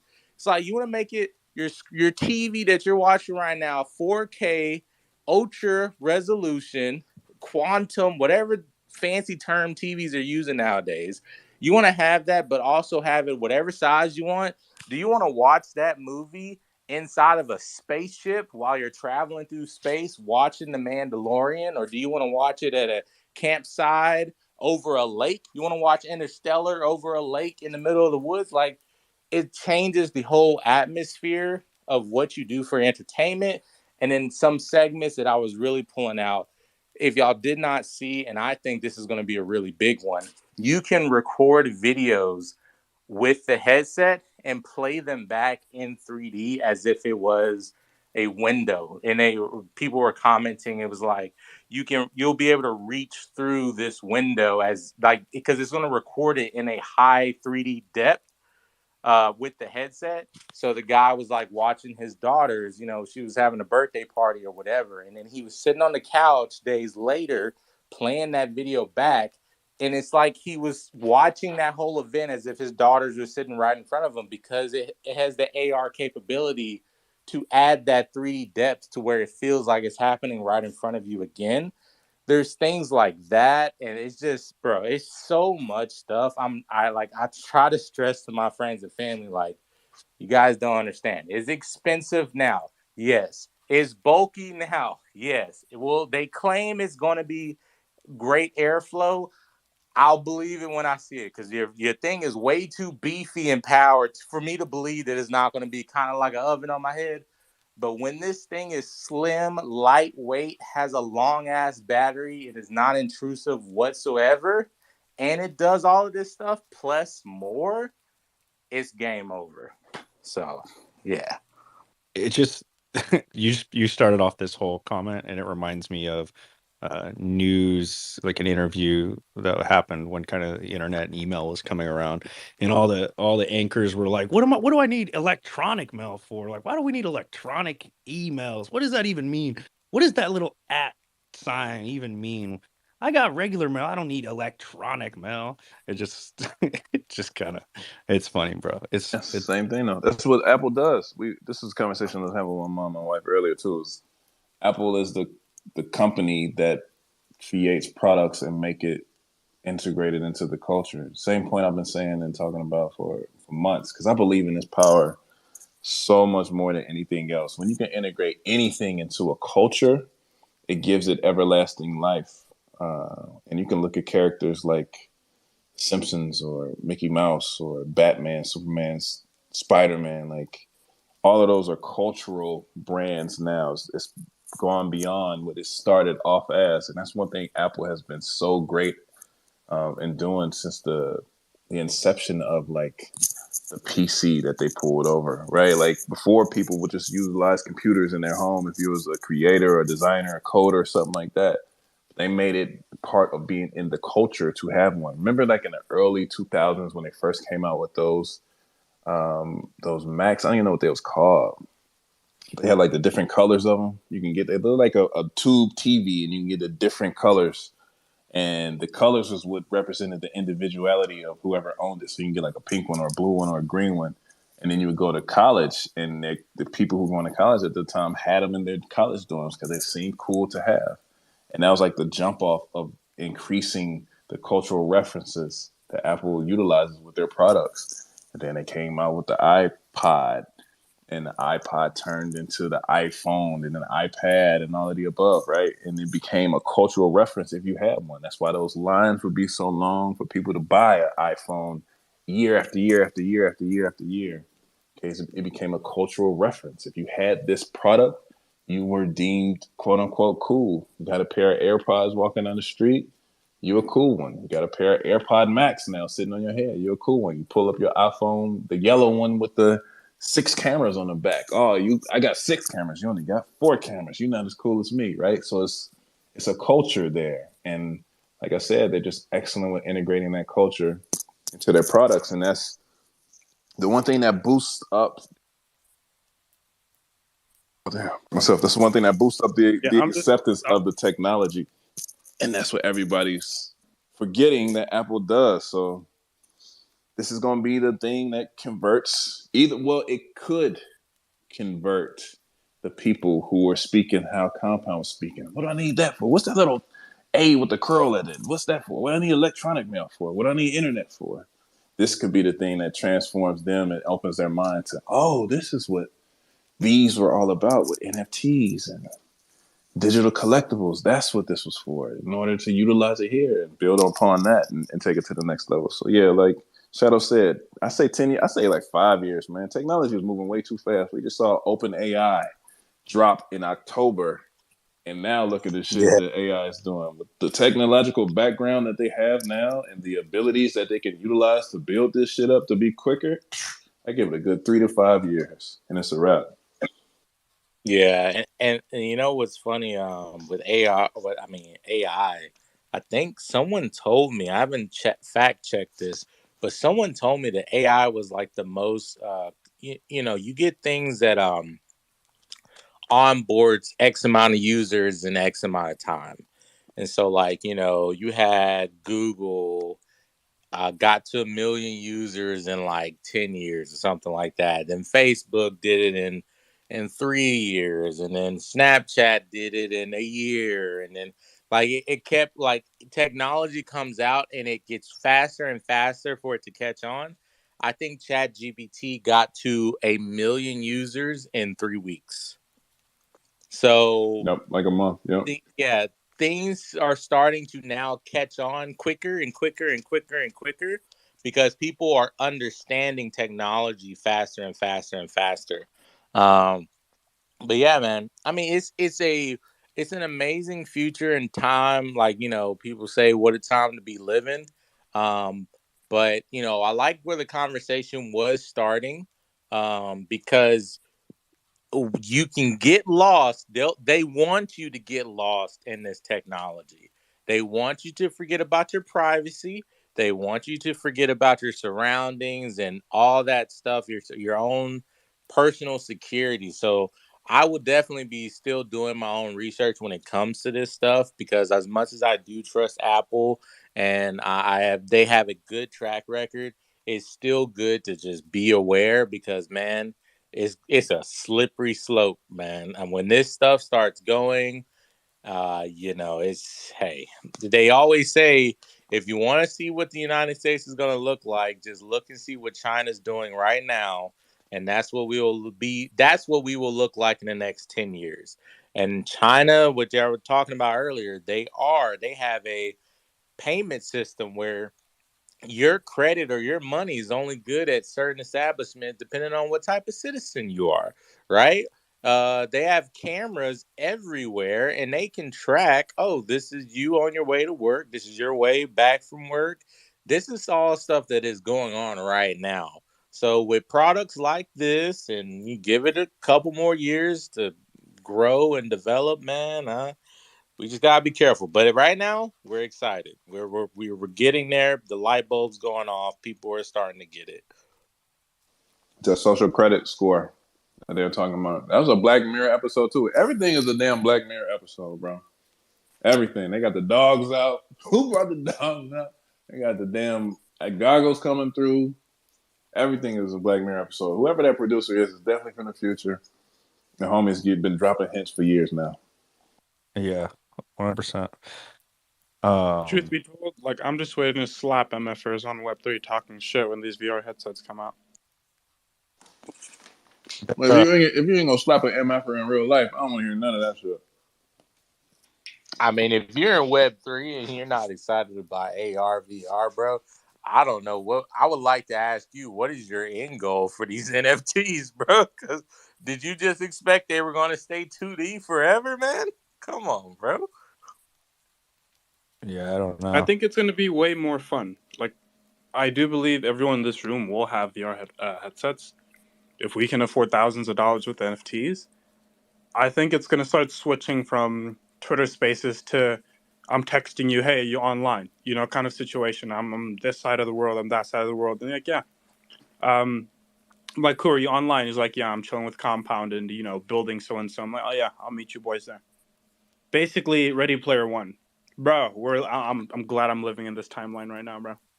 Yeah, man. Keep health is wealth, man. I'm telling you right now, this is what motivates me to every time I'm falling off the bandwagon. I'm like, all right, we gotta tighten up a little bit. We eating like shit. We gotta get it back together. I remind myself, look, you want to see that Ready Player One future, don't you? We're about 20, 30 years away. If you want to make it there, you need to keep yourself right. That's a fact. I'll still be a happy 50, 60-year-old man in Ready Player One, bro. I just got to make it there. I agree with that. That's what all of these challenges, 100 push-ups a day, hiking, all of this stuff. I've been looking forward to this stuff since Back to the Future dropped in 1990, bro. I'm looking for this. I'm ready for this. Got to be available for it. I'm gonna be in the car with Kuro driving with NBA Youngdog. Let's fucking go. Yeah, I'm trying to be that cool old man in the DeLorean. Like, hey, let me tell you something. Back in my day, we didn't have all this fancy smancy metaverse, but we here now. I'm waiting on the flying cars, man. I'm waiting on that and the skateboards forever, bro. So disappointed. Hey, bro, yeah, I'm gonna tell you right now. I've seen how some of these people drive, dude. I don't want to be in the air with them at all. I was about to say the same shit, bro. Yeah, I mean, unless it's completely controlled with some air lanes and it's driving itself, I can't, dude. I can't. No. What do you guys? What kind of experiences would you guys want to be in first person for? Like, be completely immersed in? What's like the craziest thing you can think of that's actually possible? Like, we can speculate some crazy shit, but I want anything that you guys have thought about that you would like to. First person shooter. I want a whole suit that, you know, when you shoot me, I feel that shit, bro. Let's fucking go. Would you guys?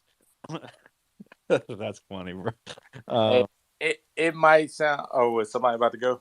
No. I was just thinking, like, I'm a big history buff, dude, and I watch like every documentary you can think of on all the world wars and previous wars. And if they make an experience, like a immersive experience on the History Channel, it'd be a big one for me, dude. I would be buying that for sure. We go like D-Day, first person experience, you know. It'd be traumatic, for sure. Like, imagine getting shot, you feel it, and let's say, you know, Call of Duty or something, a game, comes with this experience of, you know, you might lose an arm, you might lose a limb, and then that suit kind of paralyzes your arm in a way. Already exists, bro. You could buy. No, I know, but not that advanced though.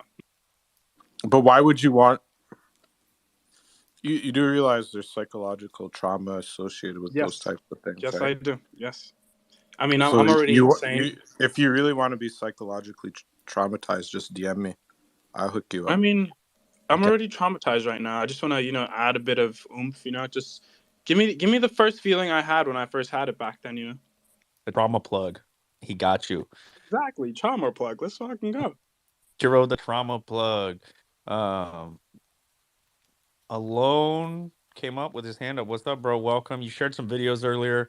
I try to watch videos while I'm hosting a space, and I just can't hear the sound. I need the TLDR. Yo, what's up? That's why I came up. I just got out of a meeting and I don't know how much bandwidth I have, but I'll try. So I'm gonna be that, not to be that guy, but I'm gonna be that guy. Um, I'm gonna preface this by saying what Shadow said is pretty much where I see all this going, and I'm gonna like say that I love technology.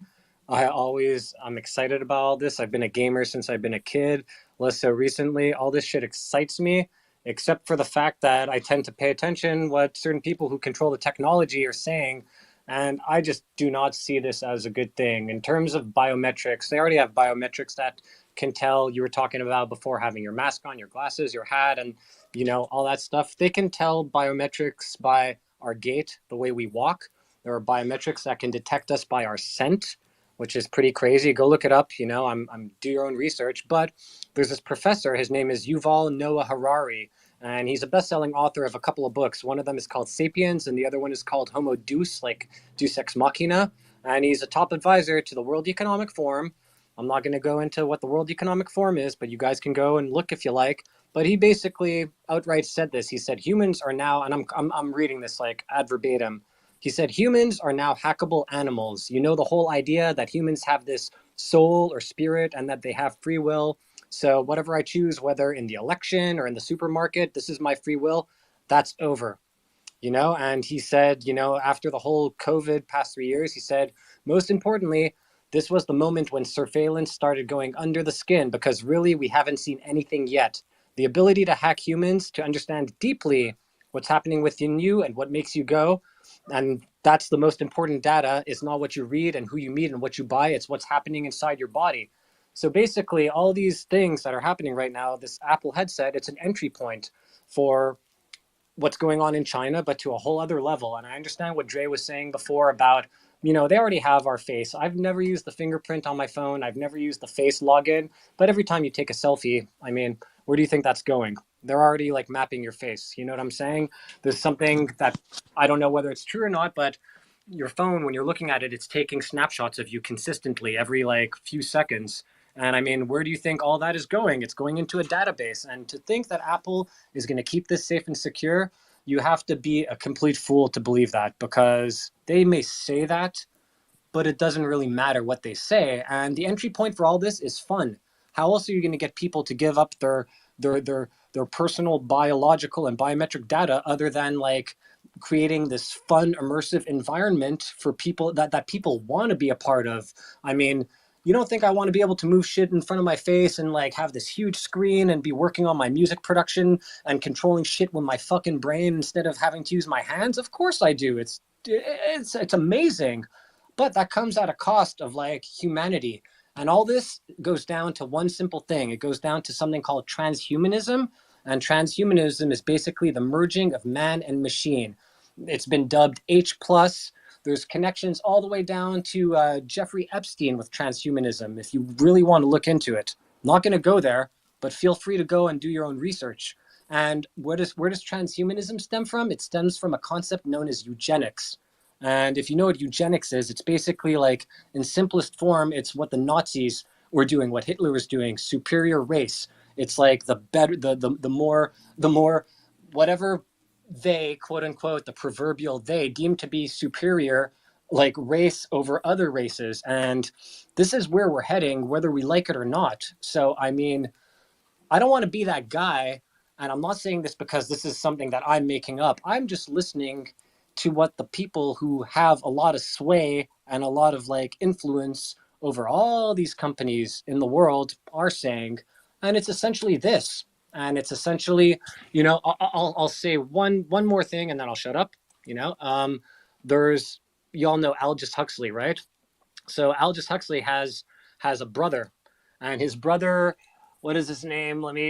Eugenics stems from Francis Galton, and it means well born. But then there's Julian Huxley, who is the brother of Aldous Huxley, who wrote Brave New World. And he stated that eugenics is going to be a combination of man with machine. And he stated this like decades and decades ago. So this is a decade-old kind of thing that, you know, I'm not going to say it's been planned, but it's been planned. And here we are. I guess my only thing with that's like, what's the end game though? Like, what's the end game? If everybody's man and machine, then who's the consumer at that point? You know what I mean? Like, Well, I well, I just don't understand. according to Yuval Harari, again, the guy who, you know, wrote those books and who's, you know, is one of the heads of the World Economic Forum. I mean, this is a transference. We're changing races right now. They're changing races from, you know, from biological humans into a hybrid cyborg kind of race. And what is the point? I mean, the point is control ultimately. And the point is population control, whether you believe it or not. And you don't have to like listen to me. This is what I believe, but it's population control because there's a lot of quote unquote useless eaters. And those useless eaters are you and they're me and they're everyone who's not, you know, one of the oligarchs of society. And that's essentially what's going on. This is like a purge right now. And, you know, they're going to make us complacent. They're going to make us like apathetic. And Yuval Harari also said, and that's one of the videos I posted there, he's like, what are we going to do with all the useless people once they're, because there's going to be a lot of them. Well, the best guess right now is to get them like, you know, to like abate them with drugs and with video games. And, you know, the pharmaceutical industry is doing a great job of like pumping people full of all kinds of drugs, from Adderall to ADHD medication. And no judgment here if someone's on that. I'm not judging. I'm just stating like what I believe to be fact objectively, you know, and then video games. Well, you know, I love video games too, but what do you think this whole like Apple thing, it's going to be the most immersive video game. And ultimately they're culling the herd. And they're doing it in a lot of different ways. And this is part of it, whether you want to believe it or not. And Apple, I love Apple, but they're not a great corporation. You know what I'm saying? We can go break it down why they're not. I'm not going to do that now, but I will like leave like some like, and I'm not a religious man either. So I'm not a Bible thumping guy. Again, no judgment with that. But look at their logo. I believe in symbolism. It's the forbidden fruit. It's like when Eve took the bite of the apple. That is fucking literally what it is. And it's not coincidence, you know. So it's all about control. It's all about culling the herd. It's all about, you know, removing the human connection. You know, they're trying to sell an enhanced human connection to us through these digital means, which is fucking bullshit. Because the human connection is seeing people face to face, hugging them chest to chest, heart to heart.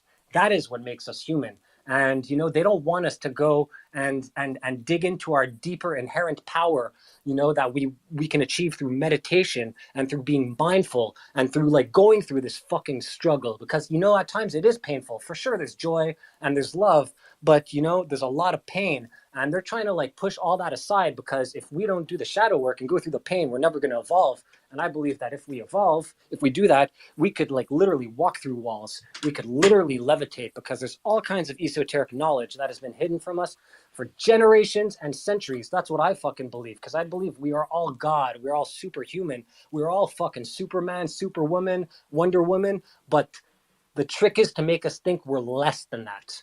And all these things happening are just means to that end. And that's what I think. Call me crazy, I don't care. But I've done a lot of research in this, and I've like meditated and fucking dug down deep. And this resonates with me a lot. And it pains me to say this, because I want to be excited about it. I want to be like, fuck, this is cool, because it is cool. I'm a nerd. That's why I'm fucking here, because I think this shit is cool. But, you know, everything comes with a price. And you know, my objective for myself is to learn as much about myself as I can in this 3D form, so that eventually I can like move out like energy into the universe and go into the fifth dimension, whatever it is, and experience like the real video game, because we're already in the fucking video game. We just don't realize it. And that's what I think, you know?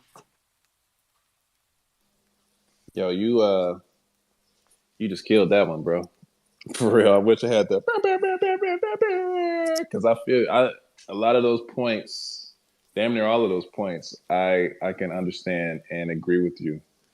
Because it's, you know, the proof is in the pudding. Like you said, you believe in symbolism. So do I. It's all there. But I would say this, it's more so about the aspect of free will And everything on this plane, in this earthly journey, is about balance and harmony.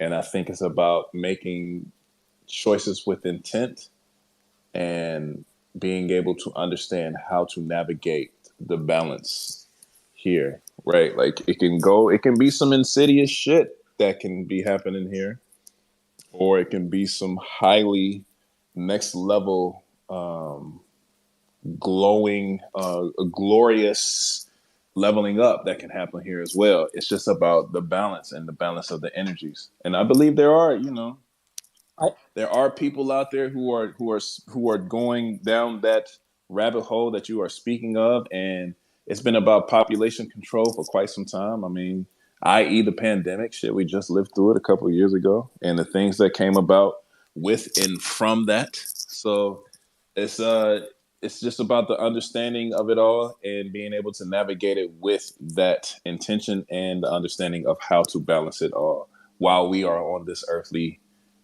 journey, because we all chose to be here during this time. So we all going through this to learn from it while we're here, if you so choose, or you diving deep into it and doing the drugs, taking the stuff, playing the games.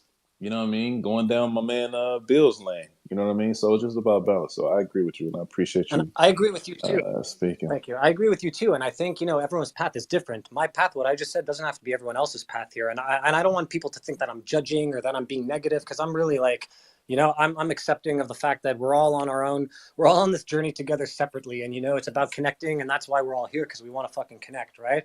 Because that's what it's about. So, for me though, it's like I don't know what it is. Ever since I've been a kid, I've just like I remember being fucking 6 years old, 7 years old, and going to like all these like Hebrew courses because I was born into the Jewish religion. I don't believe in that, but my parents put me into that. And there was a lot of stuff, like even when I was a kid, I would be like, yeah, but why? To like the teachers, but why? And there would be certain points where I'd get kicked out of class because I'd always be the but why guy, and then the rabbi would come up to me and talk to me, and I'd be like, well, she's unable to give me the answer. I'm not acting out. I'm asking questions and she's giving me the roundabout. And I was fucking 7 years old, and there's something in my spirit, probably from past lives, you know what I mean, that I've come back to this one, and that is like an integral part of who I am. But it's kind of like there's something about me that like tells me I want to fight this. And I don't have children, but I like this is also not even about us, like, because we're all old people here to varying degrees. This is about the children, because if you bring up children,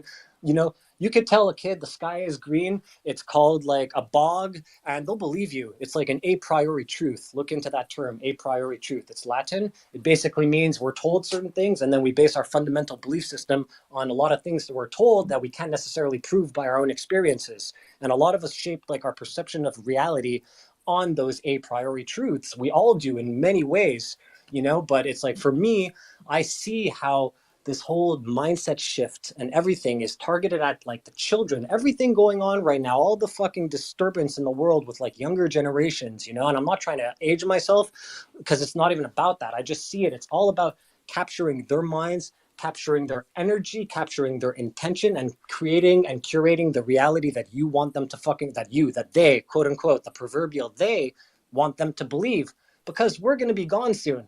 But once you get them, that's how societies shift. That's how you create whole like different like shifts in society. And just think for us, our grandparents, we've lost like the knowledge of like how to farm, how to like make our own food, integral shit, man. That shit doesn't take long to like get lost. It takes like 1 or 2 generations and you can create a whole new reality. So for me, I don't know why I feel compelled. Like I'm going to be John Connor, man. I'm telling you guys, like literally out here on this recorded space, Elon, you can listen to me, whoever, like, listen to me. I'm going to be John Connor, that fucking guy that's going to be fighting in one way, shape, or form. I don't know exactly how yet. I could die tomorrow and then, whatever I'm saying now doesn't really matter. I hope not, because I love life. But I don't know why, but that's just me. And I see it so clearly. And that's why I fucking can't get behind it. And I'm a hypocrite. I'm talking on my Apple phone right now. I have my Mac Pro right next to me. I know this, you know what I mean? I know that I'm not completely, I'm not trying to be holier than thou, because I too walk the line to the degree of comfort that it is to me. But, and I see this shit and I'm like, oof, this is some nefarious fucking happenings going on. And I'm sorry. That's just the way I see it. Well, like I said, it's just more so, in my opinion, about being able to because we all navigate through it. We all are talking on some type of device and utilizing some type of technology. It's integrated into our way of life, and I think it's the only way it won't be is if you completely unplug. You got to live out in the field somewhere, have your own irrigation system to grow your own food, right? Like that's that type of life. And I don't think anyone in here who's owning a clone is a part of that process. But I also think that it's all about balance.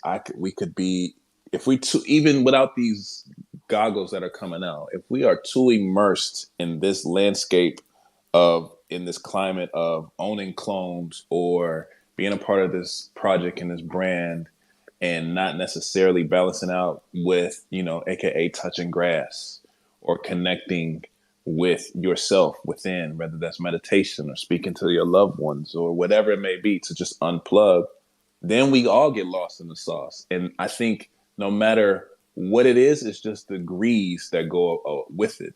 And this is just another way to tap in on a deeper level and get lost on a deeper level. It's just like they say, it's levels to this shit. And then you choose as an individual how deep you want to go or how shallow you want to be with it. But we are all in this point in time immersed in this technology up to a certain point. So as long as you navigate it with that responsibility and understanding, that's where things are safeguarded. And, it can't, if you don't allow it to be turned into a detrimental, nefarious act. Yeah, Dre, it's how much you feed the machine. How much do you choose to feed the machine? It's all on you. I mean, you can choose to plug in or you can choose to stay unplugged. You can choose to plug in a little bit and the thing that I do like about Apple, if you choose to trust them or not, and I'm sorry, Shadow, I don't mean to overstep. I see your hand there. Is that they give you options. You know what I mean? Like you can choose to say yes, say no, whether those options are actually secure or not. That's, what you choose to believe. But in my opinion, it's how much you choose to feed the machine is how much it's gonna consume you. And you can give it a little bit, you can give it a lot, but it's your decision. And I like having that decision. It's my decision, so I'll make that decision. But I do agree with a lot of everything that you both have to say. It's right on par. Shadow, my bad. We've been talking over you this whole time. What's good, man? No, no, no. It's all good. I was just listening. But one thing that it was the part that Alone was talking about. I went and found it to help kind of like explain my point of view. I definitely see these things as potential futures. Um, I can't really say, with 100% certainty which way I see some of this stuff going as technology continues to develop. I'm for one, like as an environmentalist and someone who's really into tech, I'm really gunning for the solar punk future, um, which is just the blend of self and the environment and technology. And if you don't know what solar punk is, funny enough, a yogurt commercial that I post up top on YouTube is a commercial for yogurt, but they capitalize what I believe solar punk is. So if you want to like check that out, whenever.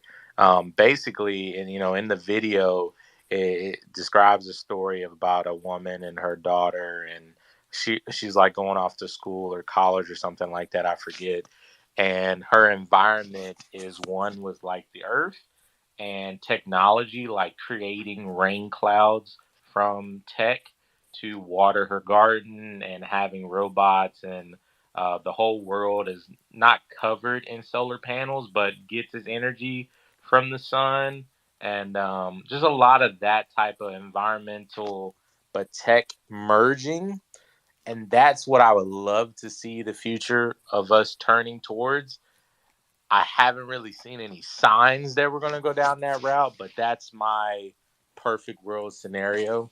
Um, Probably how I keep myself sane, because sometimes you see how much waste some of this stuff costs to make and build, but you can make and build these things the same way if you just change how you develop it, where you develop it. As a society, I feel like what's going to happen is we're going to get to like the brink, which unfortunately, not to get political or nothing, but scientists are saying is around the corner. And there might be some things that might be too late to turn back from. And I hope that we use our knowledge and our current technology at the time to fix and eradicate whatever issues we cause. Um, but yeah, I would definitely say Alone definitely had a good point about the mental, the psyche, and also a lot about corporations in general. You do need to be aware of that stuff. I just really hope, man, that one day as humans that we can live in a world where we can have that journey, that energy in yourself and go on that earthly journey, but with also at the same time taking care of the earth and also having that technological future as well too. Because I think if innovation stops, I definitely don't want innovation to stop, even though there is like I say, a slippery slope on the other side. And like what Alone was talking about, that stuff is definitely a possibility and something that can be being cooked up in the background. But I guess what I'm trying to say is I really hope that as a society, as a human race, we don't choose to go down that path. And the right people, as history has shown, unfortunately, once things get too bad, the right people stand up and get us on the right path, like they always have. So one can hope that that just continues to be the human spirit. And when injustice and things are getting out of hand, we get some leaders up in this world to lead us the right way. But yeah, man, still excited at the end of the day. But I do respect that outlook and that viewpoint because it's true. I mean, the world is not right now rainbows and sunshine. So there's always an alternative murder. Ugh, twisting up my words here. It's how I know I've been going on for too long. There's always an ulterior motive when it comes to these types of things. So just stay aware, especially with security and your privacy. But also try to enjoy yourself. Take care of yourself. Like I said, if we want to make it to the end, we got to have that health as wealth, man. That's a fact. Mental health, physical health, all of the above, spiritual health. And I think, like you just said, you made a great point at the end of all of it, that as long as we have the ones who are taking part of these journeys and these experiences as well, who can lead things in the right direction, that applies the balance that's needed. And I think there are a lot of people who have that in them and who are just great human beings and enjoying this human experience as well, learning as they are collecting these experiences and building the wisdom from those learnings and those experiences, that will be able to apply that balance to this same situation as well. So it could be a John Connor situation, or it could be people who actually are good-hearted people who haven't been corrupted by the worldly ways, or who have done the shadow work, who are also on these journeys, right along next to you, sit next to you at the finals game in their couch,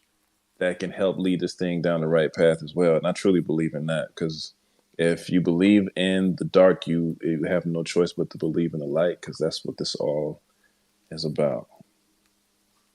Who had the hand up next? Was it Tevi? Was it Alone? I agree with you. Sorry, Tevi, I'm gonna jump in and because I want to say a couple of things that Shadow said and you, Dre. I believe those people are us.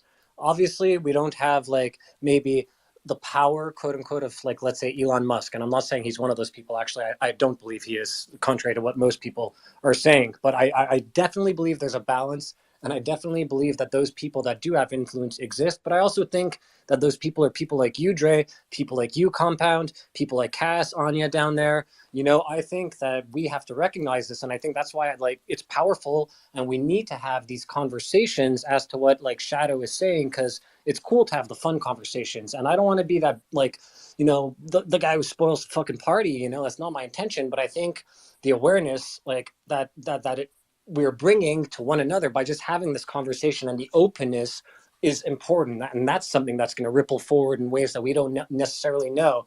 And I'll let you go, Tevi. I just want to say to Shadow what he was saying about, we're all here, like, and we, I agree with you. I want to have like a path of heart, a path of technology, expansion, progress, and all those things. Unfortunately, we're also subject to the tools and mechanisms that these corporations give us. And whether we're getting close to like a point where the earth is going this way or that way, they're going to pass the buck off on all of us, because where it starts from is these corporations and how they fucking like treat the planet and what they're using and what they're doing, how they're delivering the technology to us. We're only subject to like what they give us. Like, I don't want to use plastic, but sometimes I got to buy something in plastic because that's how it is. But if the corporations made it in glass or something that wasn't more of a health hazard, then we wouldn't even need to be making that choice. So sometimes it's hard, but I think ultimately where the real change comes is from all these corporations, if we want to see like a change as to what you're talking about, Shadow. But I feel that unfortunately they're going to pass the buck off onto all of us, and it's not really us that are making like the worst impacts in the world. It is these huge corporations that are polluting the most, that are like destroying the environment by their practices, and we're just the people that are like, I just want a phone so I can call my mom, you know what I mean, so I could tell her I love her. And so yeah, I agree with you. I'd love to like have technology and, our expansion in the areas of like heart, like synergize and moving forward as well. Cause I'm not a Luddite. I don't want to just like go back to the cave and fucking like thump like rocks all day long, I mean, I'll make beats with that, like everything's a drum. So that'll be cool, but at the end of the day, it's like, I don't want that. I love all this stuff. So yeah, I agree with you guys. Well, if we had that same thought process, and I appreciate the kind words because I do believe in that as myself, to be honest. I hold myself to those high values. I make sure that I do the work to be able to be that individual. But these are the times where we have to, as a community, uplift the people that we believe in who have those type of intentions to be able to be in positions to make those decisions. So it's not just ran by a one-sided or one direction thought process, a group of people who share that one direction of a thought process. That's what all of this is about, man. We in bad take every single night having these conversations with these specific individuals because we vibe and believe in these individuals that make up this community. And that's what this entire journey is about. And it's being showcased, proven over and over and over again to this point.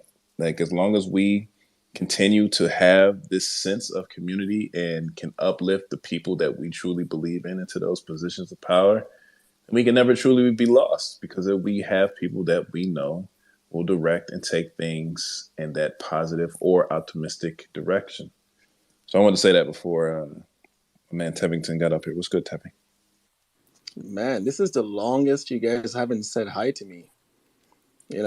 Like I was on here, I waited and waited and waited. Compound didn't even call on me. He saw me, I know he did, but Well, he usually didn't. humans just jump in whenever they want, like that. That's Nah, I was gonna be respectful and see if you would call on me. Then I was like, then I got rugged and I came back and I got rugged again. But anyways, a few things. How's everyone doing first? Because I think I I'm like to not be good. polite. So who said I'm not good? was good, and then Alone reminded me that everything that's dropping is to completely track every piece of my life, and I had an existential crisis. Oh, yeah. But first off, I want to congratulate Dre on his new case. Man, congratulations. That was a boss move. Side quest is important. Side quests are important. They are the extra flavor and spice in our lives. Some people like it blend, but that's okay. Second of all, a lot of the conversation tonight, I think, has been really excellent. Like a lot of the points that Alone made, a lot of the points that Shadow made, and you, Dre, and pretty much everybody who spoke on the topic. But I think, maybe the way I like to think about it, because it's all about like how we all think about these things. I think we live in a world of duality, right? Like there's going to be good and bad, light and darkness, and really it's on each individual to kind of make that decision of where they want to go and what they want to support and uphold. The one thing that I will say, because I do believe in accountability to the max, like corporations are not this weird entity that's floating out there, right? Like we are the corporations and the corporations are us. And so it's really on each person and us, like people in this room, people that we know, and all that stuff to influence one another and try to keep each other accountable to try to walk down the right path. Now, as a human species, we know what we do, right? Like you get power and greed and all these things, and we go down these, very dark times. And then it takes us going way over the cliff before we come back to center. And that's been going on forever. I think Shadow touched on that a little bit earlier. So I think, without going super long and rehashing a lot of the points that were made tonight, because I do align and agree with a lot of those. I think it's one of those things where we all need to just be aware that some of this stuff is happening, right? Like if you're going to partake in it, because I'm going to be real, like I'm not trying to go back to the Stone Ages and live in nature, sleep on grass and have bugs crawling up into my ear and none of that stuff. Like I'm not interested in that. I will wear that headset all day before that happens. So, but at the same time, you got to make sure that we're not losing the connections with the people around us, right? So I think it's that fine balance that everybody has to find. And if you have a friend, you have a family member, or you yourself find yourself disconnecting too much, then you got to recenter. But it's, I don't think there's a right or a wrong way to go about it necessarily. Well, there's some very wrong ways to go about it, actually. But I think we're all going to find each other going maybe too far one way, and you got to come back and readjust. It's like check and adjust, right? As you go, as technology rolls out, you get to check and adjust. And I think as long as it's coming from a place of good intentions, or when people are seeing something go, starting to go very wrong, that you're speaking up and kind of rallying those around you to make sure that those in quote unquote in power are hearing your voice, or better yet, put yourself in a position that you can help make those decisions and influence in a way that helps move move us in a positive way. Then I think things will work out. It's funny because a lot of the conversations with my mom are always around, or not always, but often about technology and the fact that it's a lot of the point alone that you made are a lot of the points that my mom makes actually. And so her and I will kind of go back and forth, but it's funny because she has everything Apple, right? Like, so, so she's like, yeah, like it's all evil and it's gonna go down. And she's very religious and spiritual, but at the same time, she realized that the technology, we have to use it. It's just how we use it and being mindful of the impact that it can have if it goes unchecked. So I think it's a small reminder that you can't just be a sheep. You've got to take the lead and do what you can to prevent that obscure future that nobody wants at the end of the day. So that's my 2 cents. I figured I'd come on and at least say hi and drop my thoughts before the night is over here. Tevington, Yes, are sir. you gonna get these things? Are you buying them instantly? Are you gonna store them in your artifact Rimowa suitcase when you travel, or will they be in your backpack, safely guarded? Are you talking the headset? Yeah. No, I'm actually not gonna buy it right away. I think so. Honestly, like first gen of anything is probably not gonna be. It's gonna be buggy. There's gonna be some defects. They're gonna improve upon it. I don't need to be that early, even though it looks super cool. Like everything I saw today, honestly, was everything I was expecting and then some. Right? I think this is like was it like 2 nights ago or less, Friday that we were talking? I'm like, yeah, this is Tony Stark coming to life, like those glasses, right?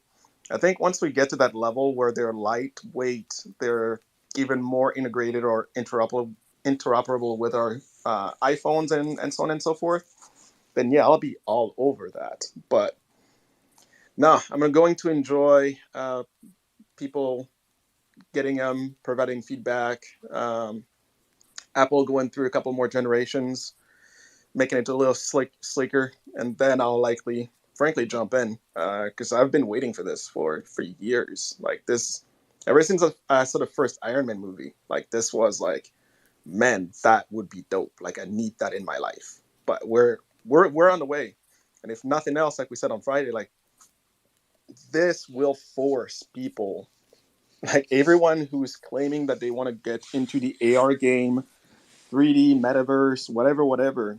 Like people have to speed it up now because Apple's going to iterate every single year moving forward, and they're going to make. You best believe they're going to make this better and better and better. So yeah, I don't need the Vision OS 1.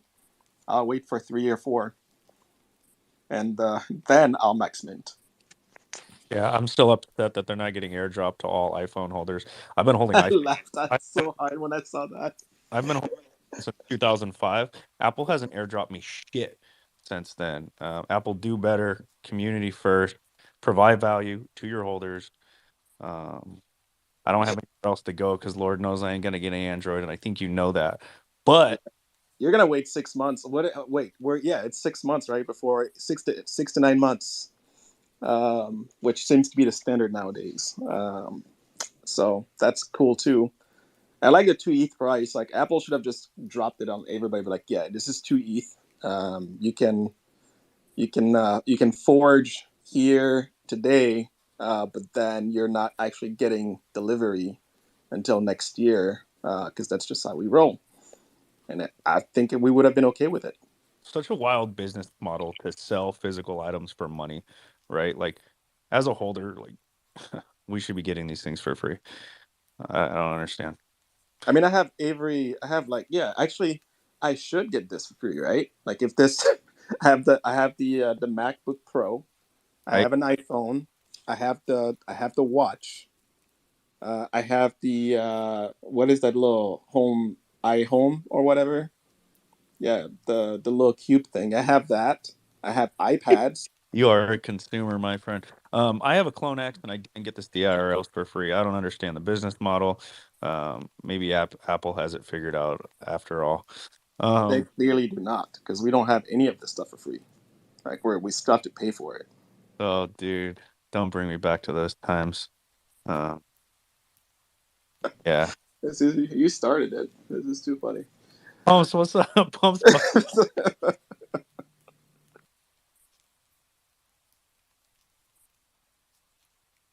Pumps, what's up, man? Hey, how's it going? How's everyone? Good.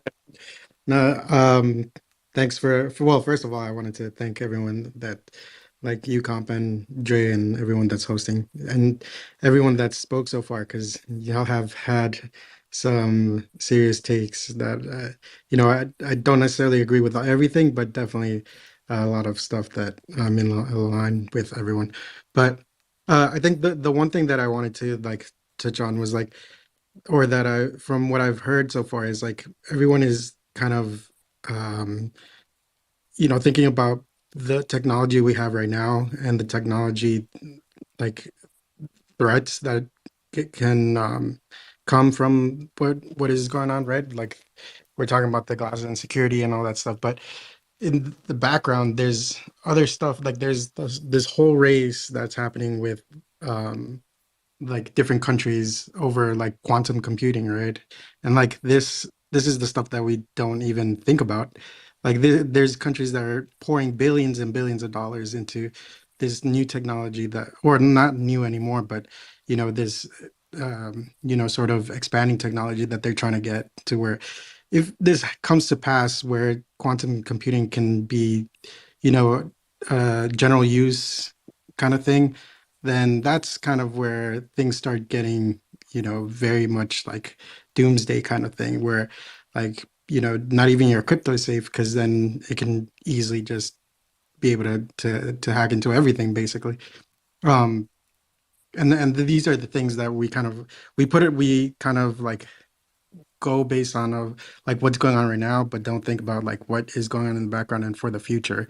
Um, just something to keep in mind as well. And the other thing was like, if we're scared of like putting our lives out there or like them tracking everything, they kind of like the government already does that. You or like we can't be so worried about all these things like, oh, they're invading our privacy. Like these companies already do that. Like we don't even think about it. You know, you go on a website, every time you click, that gets recorded. Every time you send an email, that gets recorded. Every time you do something, like all that info gets stored.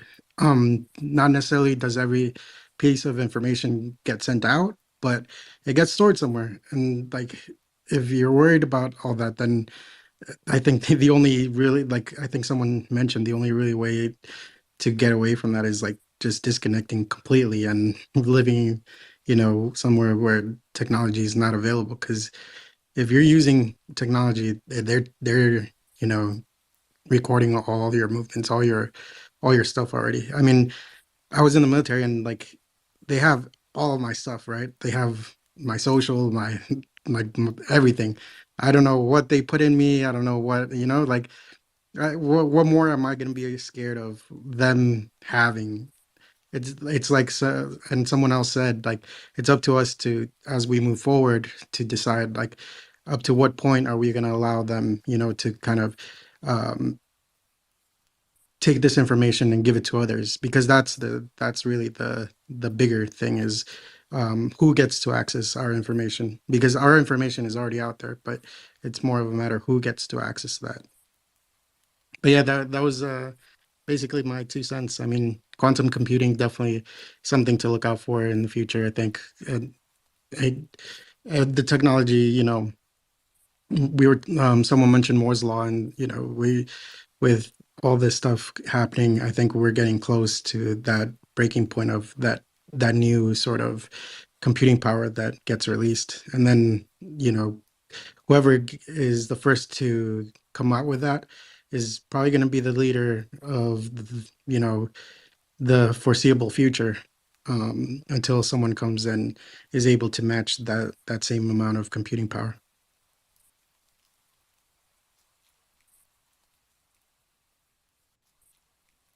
Sorry, I was eating. What branch of the military are you in, Pumps? I was in Marines. See, that's a real branch right there. Army and Marines. Thank you for your Let's go, man. My thank brother's you, a Marine. Let's go. Let's go. Every other branch, you know, they're there too. Shout out the rest of them. I'm just playing. What? Yeah, every Air Oh, Force, that's a Navy, real Chuck. thing. Like you should Honorable hear. mention. Honorable Yeah. mention. No, I'm just playing.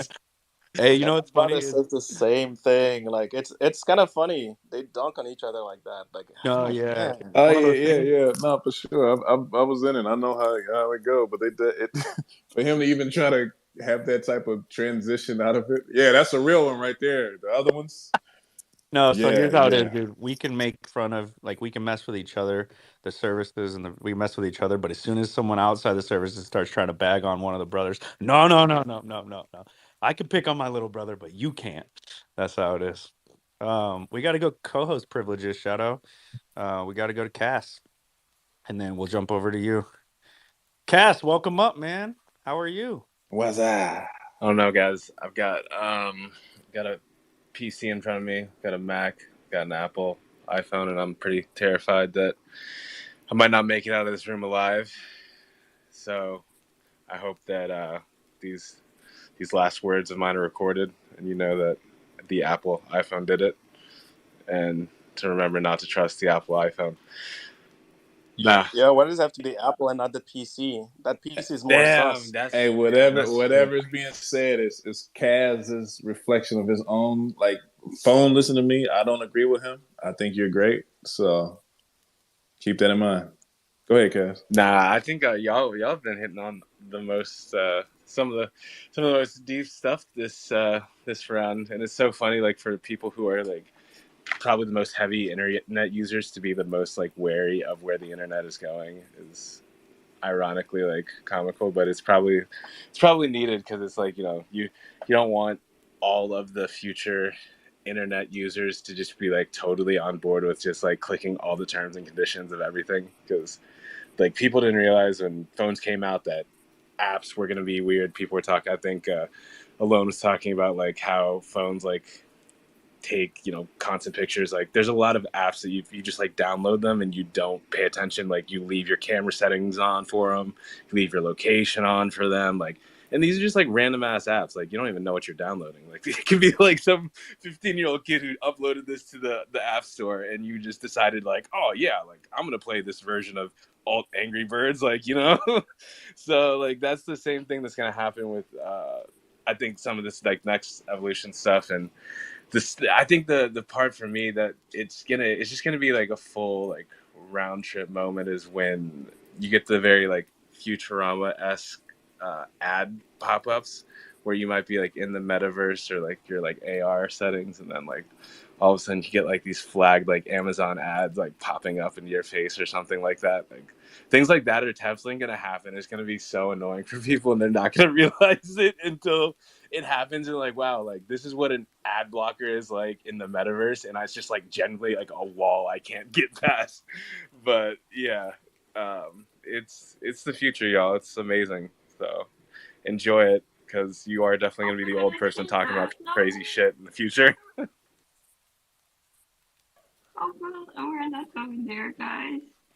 Maybe we can do something about it, you know, like, I don't know, build some other tools, like, that will allow us not to, like, invite Amazon inside and not to have those, like, weird advertising campaigns. I don't know. It's just weird to think about it. That kind of creeped me out a little bit when this first started happening. I can't even lie. Well, I mean, that's I what it's all for. Like, I think somebody, shout out to Stony, I think he was reading this book, but it's called The Power of Habits. And there's a part in it that talks about like Target and what they basically like almost pseudo invented data mining, because they basically got to the point where they could predict if a woman was pregnant based on the things that she was buying beforehand in the store. And so they were automatically sending out coupons for pregnancy stuff and different like, you know, kids items. And it got to the point where it was like almost like 90% plus accurate, and it was purely based off of just shopping behavior and then just targeted data and marketing. And like it's what we do now with everything. So it's not going to be crazy to think that everything that we see with you talking to your phone about Pizza Hut, and all of a sudden there's a Pizza Hut ad. You're gonna get that in in VR and AR. It's just gonna be even like creepier, you know, more Black Mirror. Remember when that first started happening? You'd be like, yo, bro, I was just talking. Ain't no way, man. Ain't no way. And then everybody started coming up and talking about that type of stuff. But now we just accept it as day-to-day reality. Like, yeah, okay, here comes another ad. It's crazy as shit. All I know is I've noted already that Pumps is a military guy. I know Dre and Compound are.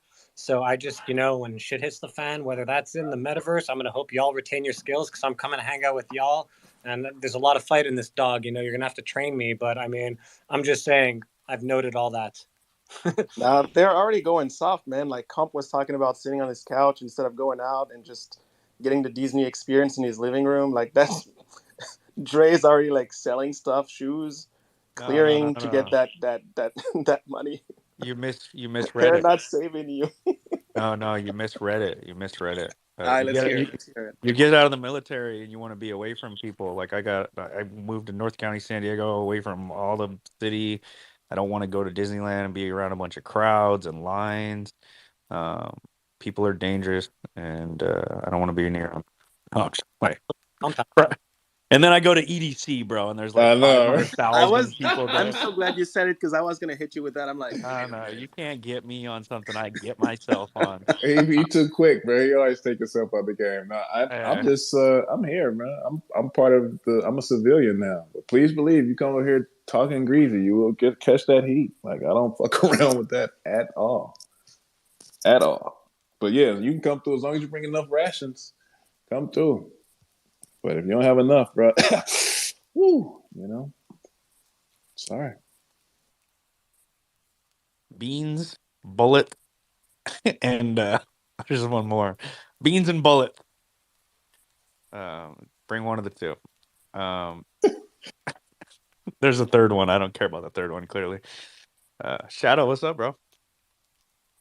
Hey man, well first before I go, I was gonna say, man, I forgot who mentioned the comment. I was doing something, but if you don't believe Disney World is one of the most physical events of your life and you need to be in the tip top shape of your life, I highly suggest you research people going to Disney World, man, unprepared, bro. They have heat strokes. They fall out in the middle of the parks, man. Disney's no joke, man. That is a city. You're basically walking back and forth of a like a medium city. That's basically what that is. Yeah.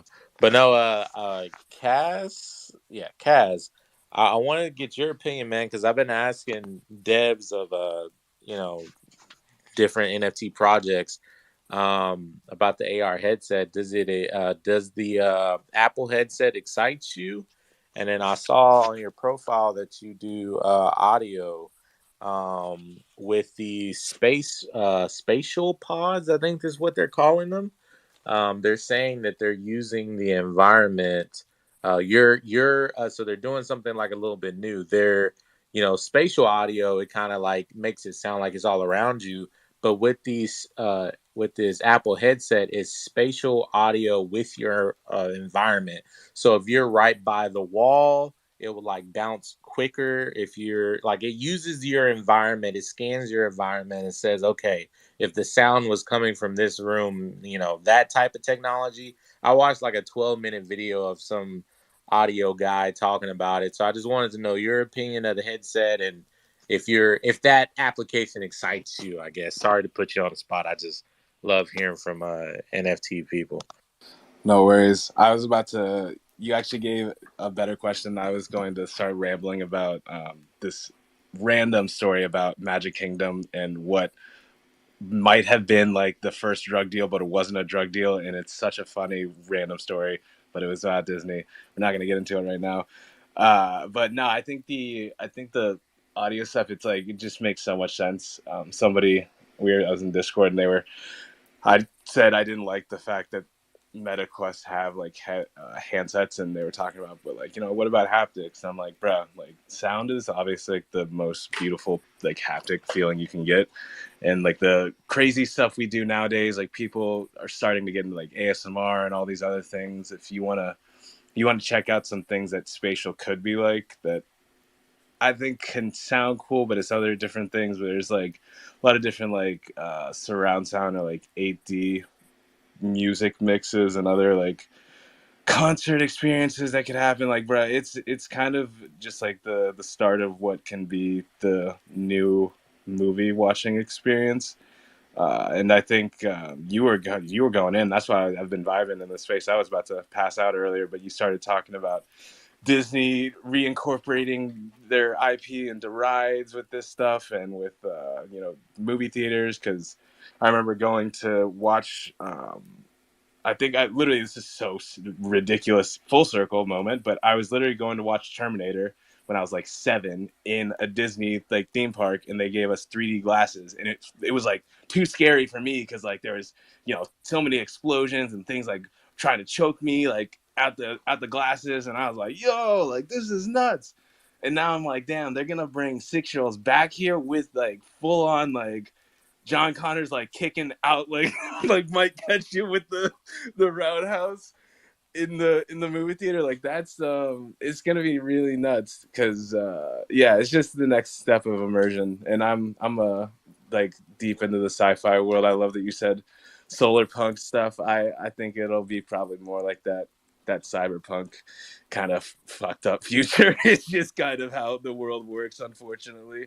But I have a hope that you're right, and it's more solar punk vibes, and everybody just gets along with nature, and we don't pollute the air too much. But yeah, man, I think it's gonna be really cool to see because this is the AR step that we've all been talking about. Then I think like it'll eventually probably even skip like full headsets and go into more like deep dive things later on. You all have been talking about Neuralinks and stuff, and I think it's crazy, but it's just like the eventual progression that'll happen with all this. And of course they need to kind of like give a step in between. Like people aren't going to start chipping their brains like right away. You get the goggles on, you get comfortable with that, and then they're like, well, if you did this, then it would be even more like that. And then people are like, all right, fuck yeah, just put this chip in my brain already, and you'll be going down to the McDonald's and they'll be chipping your brain and you'll get a free Big Mac and shit like that. You know what I'm saying? It's gonna maybe not like that, but I kind Bro, of think the Neuralink for the Big Mac deal. I mean, Neuralink did get approved by the FDA for human trials. So, my man alone may not be wrong here, bro. I think you're right. I think he got it for real. Like I think, and I agree with that. It's just about the understanding. They couldn't have come out with this technology without us being fully immersed in the whole face ID to open our phone. Like it took the steps. They could have created it, right? But they couldn't take it that far without us. They have to spoon feed us everything. And I agree with that. Honestly, I would have got a Neuralink, man. For real. Like I fuck with technology that much where I would have gotten it if I didn't believe in the transferring of energy, right? We all know energy cannot be destroyed. It's just transferred.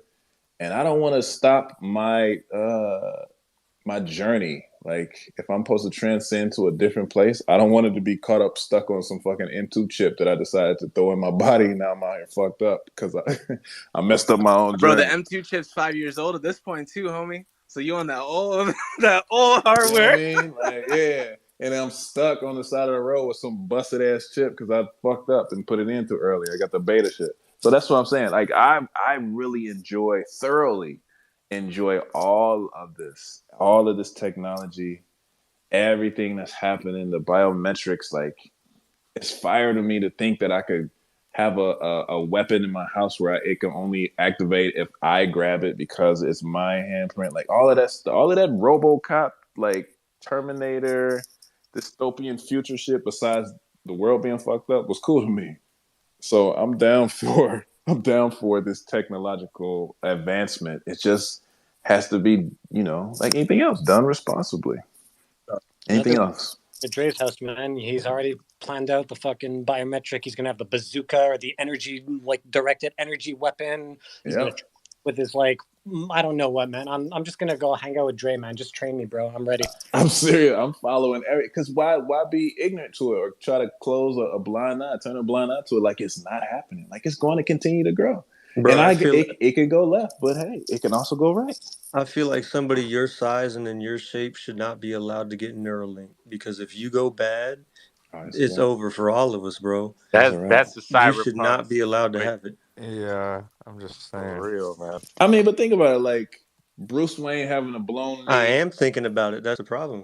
Alfred hooked him up with some shit. He could kick through walls. Like that was gangster. Like, I would let it kick through a wall. You know what I'm saying? But nah, I don't. And look how small and frail Alfred was.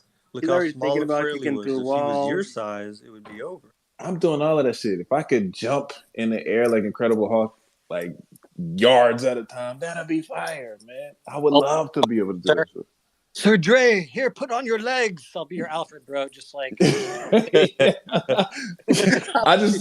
not trying to mess up my trajectory, bro. It's an evolution thing, right? That's the whole point of us working on ourselves as human beings in order to raise our consciousness to ascend to a higher dimension. I'm not trying to mess up that trajectory by a download that I skipped because I was on some fuck shit. You know what I'm saying? Hey, who was it? Was it Compound? I forgot who it was that asked like what immersive like experience, and we were just kind of talk about it. Honestly, as corny as it sounds, man, and I wonder if anybody else thinks this as well, this stuff is going to get to the point where you will be able to like whatever character is from any story. It can be from real life or it can be a fake character like a superhero or something like that. People are going to create full-on worlds like here in the near future. And I was just thinking, I was like, bro, what would it be to be like, Superman or, if you want whatever, like anybody in the Superman family, Superboy has some cool powers, they got Superwoman and Supergirl, like being like Superman, like at the Daily Planet, you know what I mean? Like, and that type of VR metaverse. environment where you're like flying around the world, saving people. That'll be like a single story or a single player like game. That'll be like the new quote Westworld. unquote. You know what I mean? Like that's just crazy. Even sitting here thinking about that, man. You'll be Neuro linked in, and it'll be like everything around you feels 100% real. And if it doesn't go the Neuralink way, which Neuralink can kind of trip you up, and it basically is making your brain think. It's basically, if you think about it, it's changing your brain chemistry to make you see all that stuff, which when you really break it down, it doesn't sound that appeasing. But there's some companies out here that are selling shovels, right? I've been keeping up with, like, there's a company called Catwalk. They're creating. Their goal is to create an omnidirectional, trackpad to where these VR immersive experiences is going to be cool sitting down and experiencing like a boat ride or something like that, natural, geographic. But what about when you want to get up and move around at your own pace? Well, you'll then need to probably invest in catwalk. Catwalks are not cheap. They're like 1 to 2K right now. There's another company that's dealing with a full body haptic feedback. Think Ready Player One.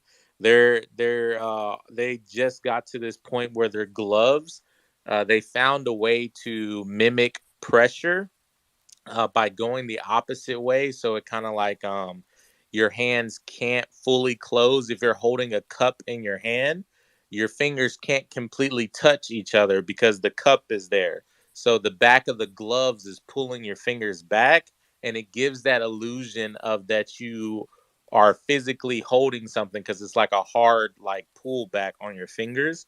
It doesn't sound like like if like it would hurt, but they found a way to do it in a way that it feels natural and it feels like you're holding that object. And then there's a third company that I'm really intrigued with, and they're doing scent and smells. So far right now, it has to be preloaded. But obviously their future is, they want to be able to have an automatic like scent developer to where if you're going back to Natural Geographics, you're walking through the jungle, what does that smell like? The trees, what does that smell like? Things of that nature. There's a lot of companies that, we're talking about the AR, VR side of things, but I keep up with like all this stuff. And once all these companies innovate and they continue to innovate and push the boundaries, you put all those companies together, I would think hopefully that's just as good as Neuralink, if not better, because you're not having to go into your brain chemistry and sync up directly. You know what I mean? I would rather go the long way around. So, but yeah, I just wanted to say that. Imagine your Neuralink go bad and you on all you smell is like elephant shit because your scent went bad. Like, damn, I gotta get this shit fixed, man. We're getting closer and closer to full blown stimulation, and it just makes you kind of realize that maybe us living in a simulation isn't that far fetched. Alone, what's up, bro? Well, was it Shadow that was just speaking? He's basically saying Westworld, like that's what Westworld was. It was like this immersive like game where you can go in and feel like you're there and you're in this real world.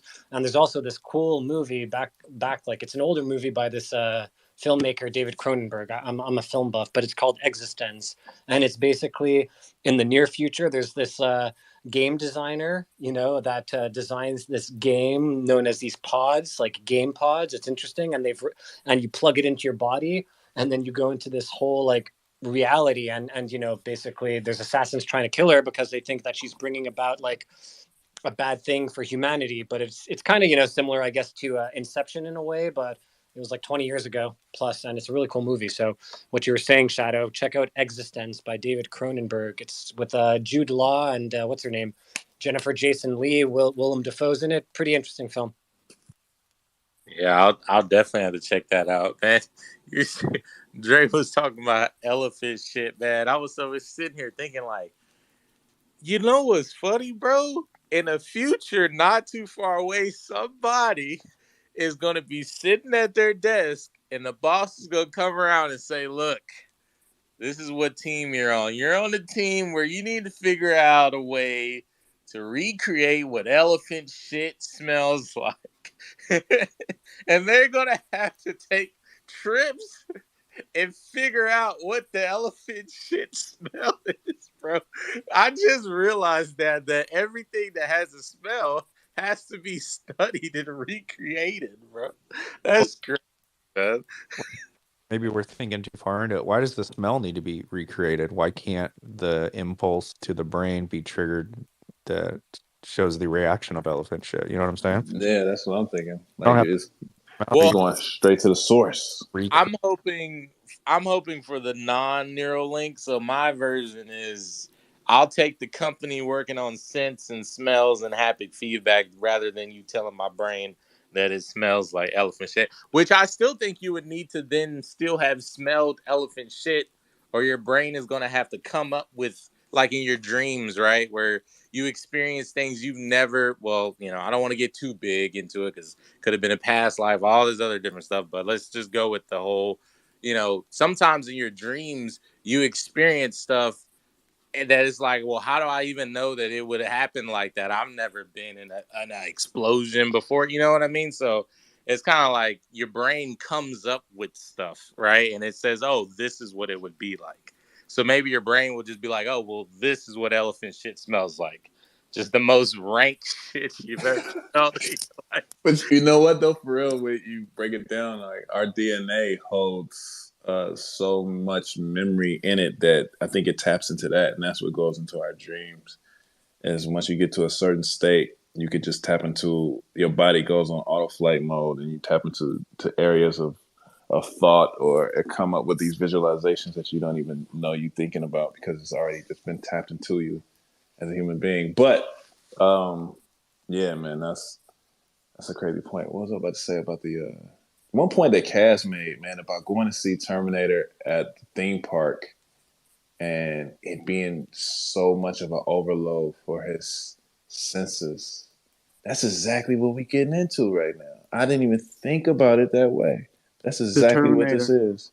Not Instead of you go necessarily, to the not movie, is it necessarily comes home the to you? Terminator, but just saying like that experience of being in that. Because I remember that. I remember going to Universal Studios when I was like 17 or something, and it was they had a Back to the Future ride, and I had wanted to go on this ride my entire life because I love Back to the Future too. It was one of my favorite movies, still is. And when I got on the ride, it was so overstimulating for me as a 17-year-old. Like I felt like I was gonna throw up because it was just too much, right? But you know how these theme parks have these rides that are just strictly about those experiences. That's exactly what they're looking to bring into our house with these vision goggles. I didn't even think about it in that manner. That's banana nut bread. Hey, Nah, man. Terminator coming straight home to you, bro. Yeah, we live in that shit. So who's getting the Neuralink, bro? Let me know now so No, I can spend as much time with A you as lone possible. architect is I probably can't. going to I get it. can't do it, man. I'm Like I trying. said, I'm looking to transcend. I can't. I can't fuck that up. Yeah, Imagine you miss a payment on your Neuralink and they just shut you down for until you can pay. You're like, Bro. how am I supposed to make it to work to pay the Neuralink if you're just shutting me down, bro? Are they turn off one eye or something? Like, oh yeah, you better fix. You better pay this shit, or you're gonna be out here blind in one eye. Hey, That's the bro. warning. Bro, good that luck going through the airport with that bad boy. You're gonna get deep fried the moment you walk through. You get wanded 2 times and have a seizure, dude. No, I'm sorry. It's just like our brains are like the ocean. We know about like 20% and 80% is undiscovered. And you want to throw like a microwave in that and say, hey, can you do FaceTime? Like, I'm good, bro. Like, Hey, isn't there a movie? Help me remind me what movie it is. There's some movie where it's like in the future and everybody has something, but like the main character doesn't have it, and everybody's like, "What? What do you mean you don't have the thing? Whatever it is." I know I'm like really fishing my brain here for this movie, but there's a movie or something where it's like they're in the future and they're able to like send things to each other, or maybe I'm thinking of a Korean drama my wife watched. I'm not even sure at this The point. Love, Death, and Robots episode, I believe, and it's like the guy's younger brother or something that doesn't have the thing. Oh, that's what. Yeah, you're on it. Yeah, that's what it is. Damn, They're I'm all lost. they're all Before we upgraded, and he's still like human essentially, and they're all Yeah. like, "What do you mean?" can I please get the name of the movie before we move this conversation and forget? Yeah, I want to see this stuff. No. It's the he's got it. It's the Episode of Love, robot. Robots. It No, Love I'm Death asking for the movie. Robots. I thought it was. Robots. But it's still worth the watch though. Love, Death, and Robots is amazing. I've watched it multiple times. I was just trying to remember where it was from. But yeah, so basically, Season three, I believe. I'll find the episode now. I'll hunt it down and I'll tell whoever is asking. But yeah, go on, Shadow. Sorry. yeah, so basically they live in a world where everybody gets upgrades, right? And so everybody has an upgrade. It's either like you got like a mechanical arm or mechanical legs, or your brain's like mechanical, you have some form of upgrades. And the whole purpose of life is to get as many upgrades as possible, because if you're the most upgraded person, like the more upgrades you have, the higher in power you are. Well, I'm probably gonna butcher this, but I still want y'all to watch it. Basically, the main character's younger brother, he has no upgrades, and he's hanging out with some kids that have upgrades, and some stuff happened. And it's like, what do you mean you don't have any upgrades? Like, when are you gonna get upgrades? Everybody gets upgrades when they're 5. You know what I mean? Like, why don't you have upgrades? And his family's like poor, so that's the main reason why they I was don't. about to say that shit right now. Yeah. Why he get weak on him? But hold on, bro. Someone said they're finding the movie, right? The movie title. What's Yeah, the title of the I'm movie? looking for it. Hang on. Yeah, Alone is. Is it a movie or is it a series? It is. Sorry, it is a one-off shot show. It's a And one episode, so it's 30 minutes long. It's like another Wait, version what? of Black Mirror. You know how Black Mirror had different episodes and different storylines to each episode? It's the same type of situation. Wait, have you never heard of Love, Death, and Robots though on Netflix? No, I swear I Uh, haven't. I've seen it. I've never watched it. Yeah, same as I'm like, anything that has to involve tech, I really love. Have you seen Black Mirror? Tell me you watched Black Mirror. What's it called? Love, Death, Robots? Love, Death, Robots. It's on Netflix. You can watch the it's trailer. called Ice. The episode. It's in season 2. Season 2, Ice. Love, Death, Robots. So it's like an animation type of thing. Exactly. Think of Black Mirror, but animated. Each episode is animated by a different animator. They do storyboard and it's amazing stuff. Have you seen Black Mirror, Block? Tell me you've seen Black Mirror. No. Oh, okay. man, Okay, hold on. I'll tell you. Yes, I've seen Black Mirror. Oh no, Block, you tripping, man. But the best I'm kidding, bro. I haven't. You gotta watch that, man. Watch Black Mirror. You really gonna be smelling elephant shit at the end of that stuff. The best Love, Death, and Robots, in my opinion, though, episode is Hibaro, the last one of season 3. That is fucking beautiful. It's like, just, if you're into animation or just, it's so emotional, and it's just the most beautiful thing. The music, the like character design, the whole 9 yards. It's just one of the greatest things I've ever experienced. The pacing, it's like amazing. And it's not too dystopian. It's a little bit like weirder, but it's actually like the most beautiful, heartfelt kind of thing. So much emotion in that thing. And, we're all fucking nerds into 3D shit, man. That's like one of the most ultimate examples of just like super creative, like, and beautifully done 3D, in my opinion. So that's just, I just realized I'm speaking to the CloneX community. Can anyone create a full body of my ape? I just realized I'm sitting next to fucking creators and I'm out here scratching my head. Man, that ape is way too ugly to have a full body of it. Just keep it how it is. Oh my god, bro. If I could get like $1 for every time someone told me this, I'd be able to afford a full Bitcoin. It's the truth. Rich motherfucker. It's the truth. That motherfucker. Nah. We could. There's people though. I could send you some people. It's tons of people. Yeah, Let me ask you this, Alone, before we get off the whole Netflix show. What's the name of that show?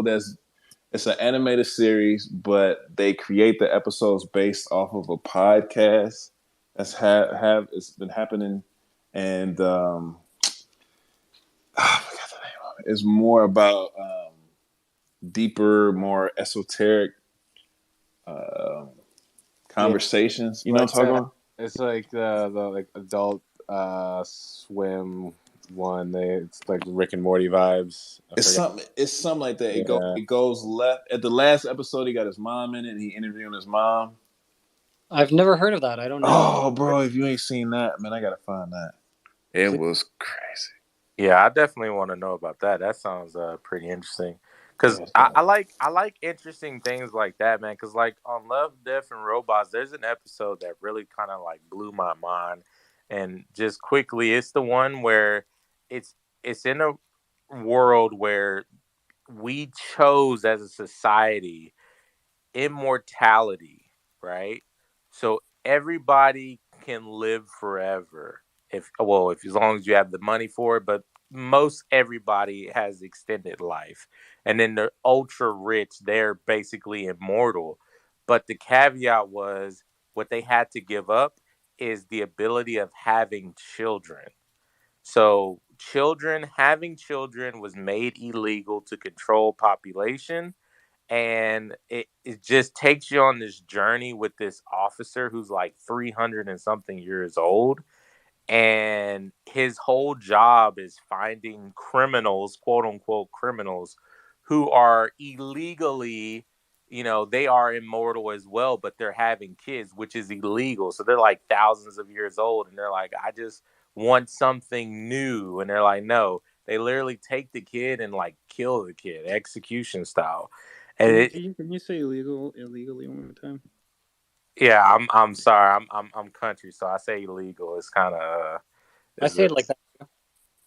yeah, so it's a little different down here in the South. Hey Dre, you're 2 talking hours about the legally. Midnight Gospel, yes, Duncan Trussell on the that. Midnight Gospel. I just found it, bro. That was an amazing show. Oh, Midnight Gospel. Okay. Oh, bro, if y'all ain't seen that was But crazy. Shadow, man, that's exactly where transhumanism is taking us. It's gonna merge man and machine. We're gonna become a different race. It's gonna control population. People aren't gonna fucking reproduce. Then there's gonna be like these separate like pods for these test tube babies for only select people that can have them. And don't think for a fucking second the people that have all the money, the oligarchs, we're gonna be different classes of transhuman.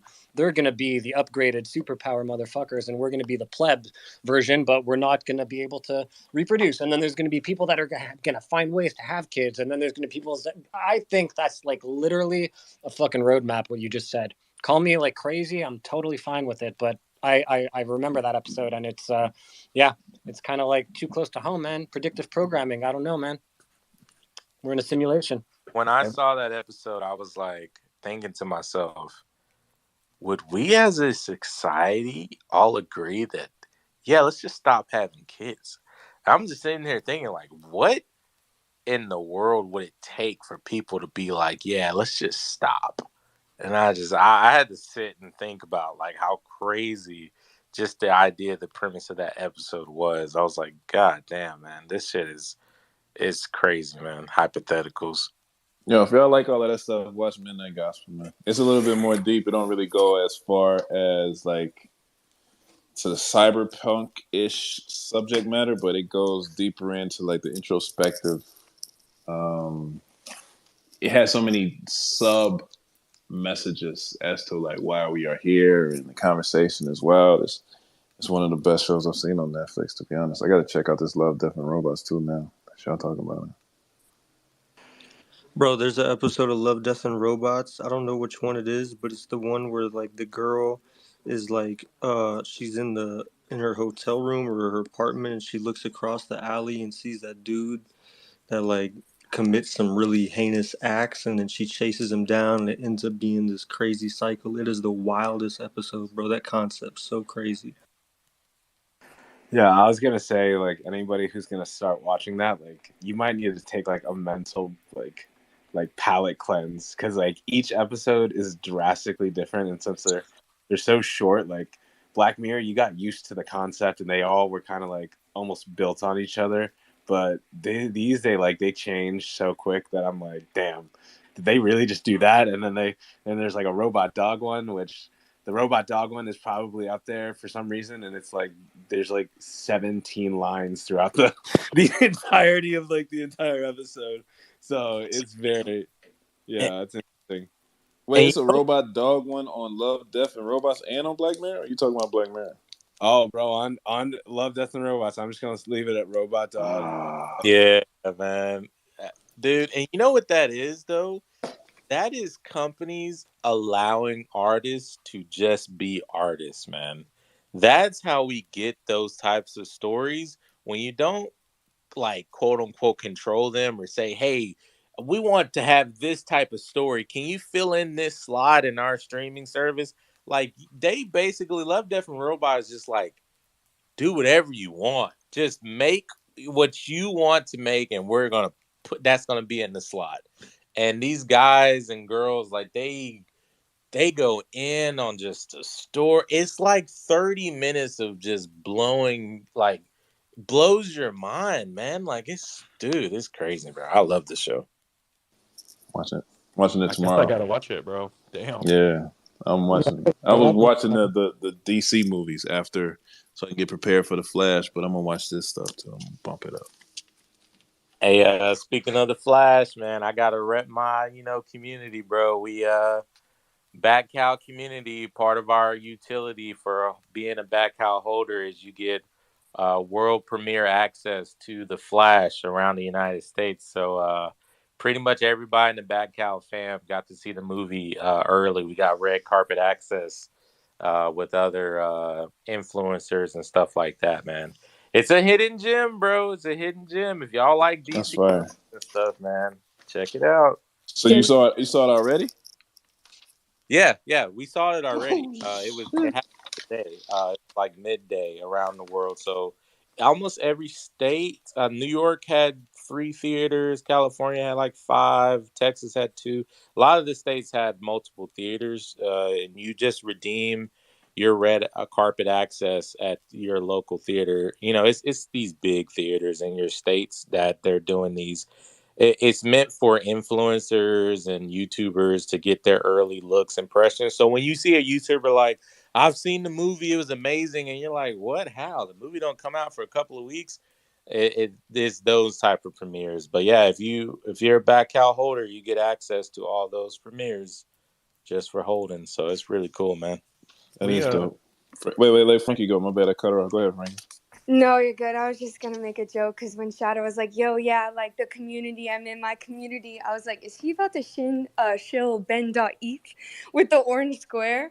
But that legit is sick if you guys are really doing first access. But I swear to God, I thought he was about to say something about Ben. I was like, "My No, boy, bring him on, bring him on." I'm trying to be like, is Ben.eth hot? Like for some reason, I kind of feel like he is, but that's just that's just me. no, believe it or not, man, I am 100%. I don't care. I'm gonna say it on this stage. I am 100% using Ben Eth platform controversy, whatever you want to call it, whatever it takes to get closer to my clone. I'm in it. I'm up $700. It seems like that's about all he got, but I'll take that 700. That 700 I didn't have a couple of weeks ago. But yeah, man, I'm probably gonna sell this NFT now because I haven't seen it really move at all. But man, I've been making plays, man. I've been out here grinding for this clone. Just letting y'all know. Oh man, Sato using psyops with Ben.eth to get the clone. Go ahead, baby. I feel you, man. Get it. get that money, Shadow.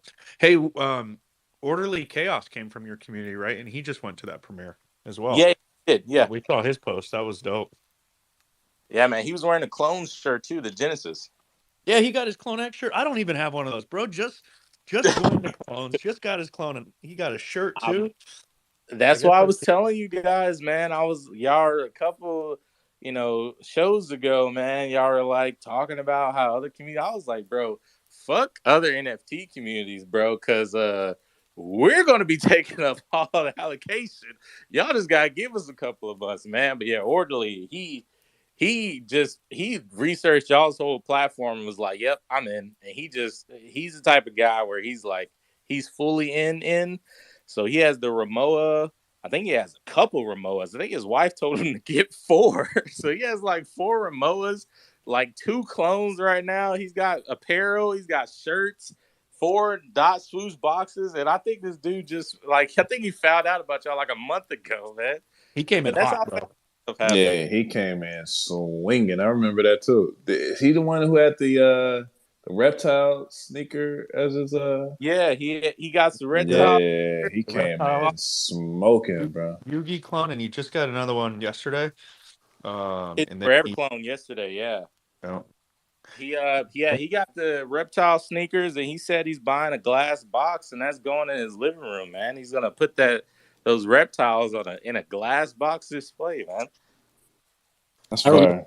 just make sure the glass shows off them lenticulars, you know. Lenticular, baby. Same thing the Apple Vision goggles made of.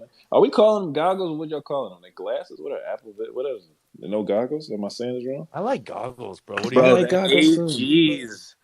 They's coming. The AGs. I'm telling you, they're gonna Ah, be a culture shock for some people. It's gonna be sad.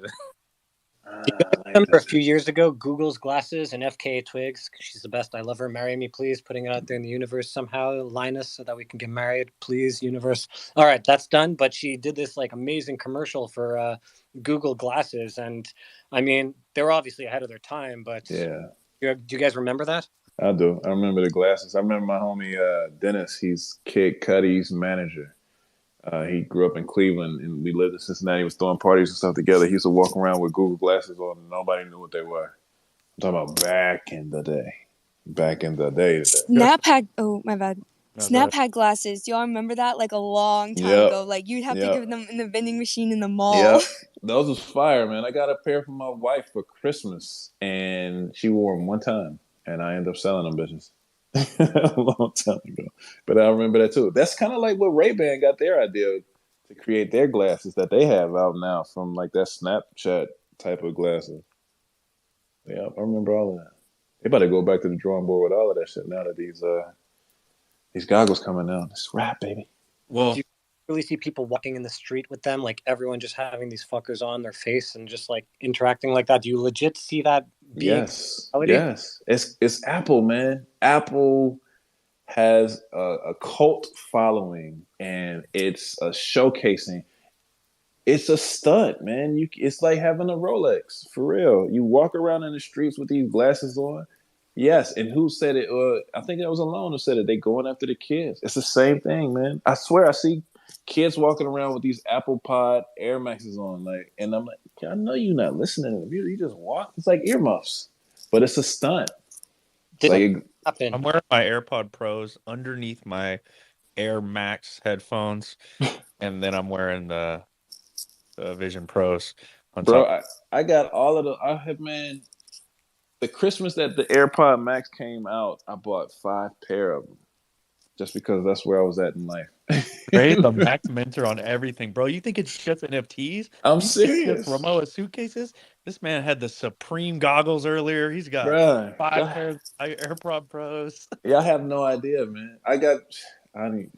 If I start talking about it, sound like I'm gloating, but that shit, man, all of that stuff. I am the side quest king, man. All of that shit. That's where I live. But yeah, I got my daughter I think she was 7 when they came out. She got a pair.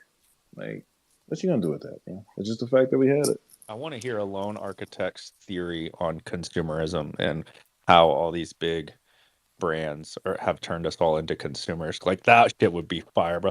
And just to say, you're not crazy alone because everything's a conspiracy theory until it's fucking not, dude. And everything you're saying right now seems crazy to a lot of people, but everything's a conspiracy theory till it's right up until the point that it's fucking not. Just like the 6 months. finally admitting, oh no, we've had alien spacecraft since the 50s. Yeah, no, we always run into aliens. Like, here's all of our reports on it. But for the last 50, 60 years, they've been calling us fucking crazy. Like, it's all a conspiracy theory till it's not, bro. You just see that they found that the moon was fake. You didn't hear about that one 2 days ago? No, I didn't. Look it up. We've been following a fake moon for, they said, like 100-something years or something like that. Look it up, man. Guys, this is the Truman Show, man. This is It's literally a fact. that's what I No, the believe. moon is definitely fake because every planet in every solar system rotates. The moon is like the only thing that doesn't fucking rotate. Look it up, man. They just put that in the news like 2 days ago, like yesterday. So, well, you're welcome. Give me the damn goggles. Let me get out of this motherfucker as far as I can. No, then you're going into Inception, bro, because we're already in the video game. Then you're gonna put on the goggles, and you're gonna go down into the other like level. So we need our totems. That's what I'm getting at here. Right.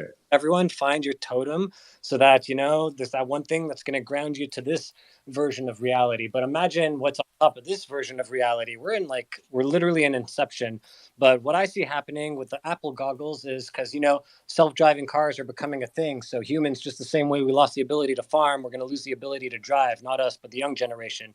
So it's another form of dependency on the system, which is what I'm getting at. Because right now, we don't know how to grow our own food. So we're dependent on big agriculture and whatnot. So we're going to go down another step, and people aren't going to be able to drive, the younger generation, in the car with their AR fucking goggles on, and they're going to be going through some whatever reality it is, going through those AR goggles, Jurassic Park, they're going to be going through space, they're really just going to be going to the club, but that's what's going to happen.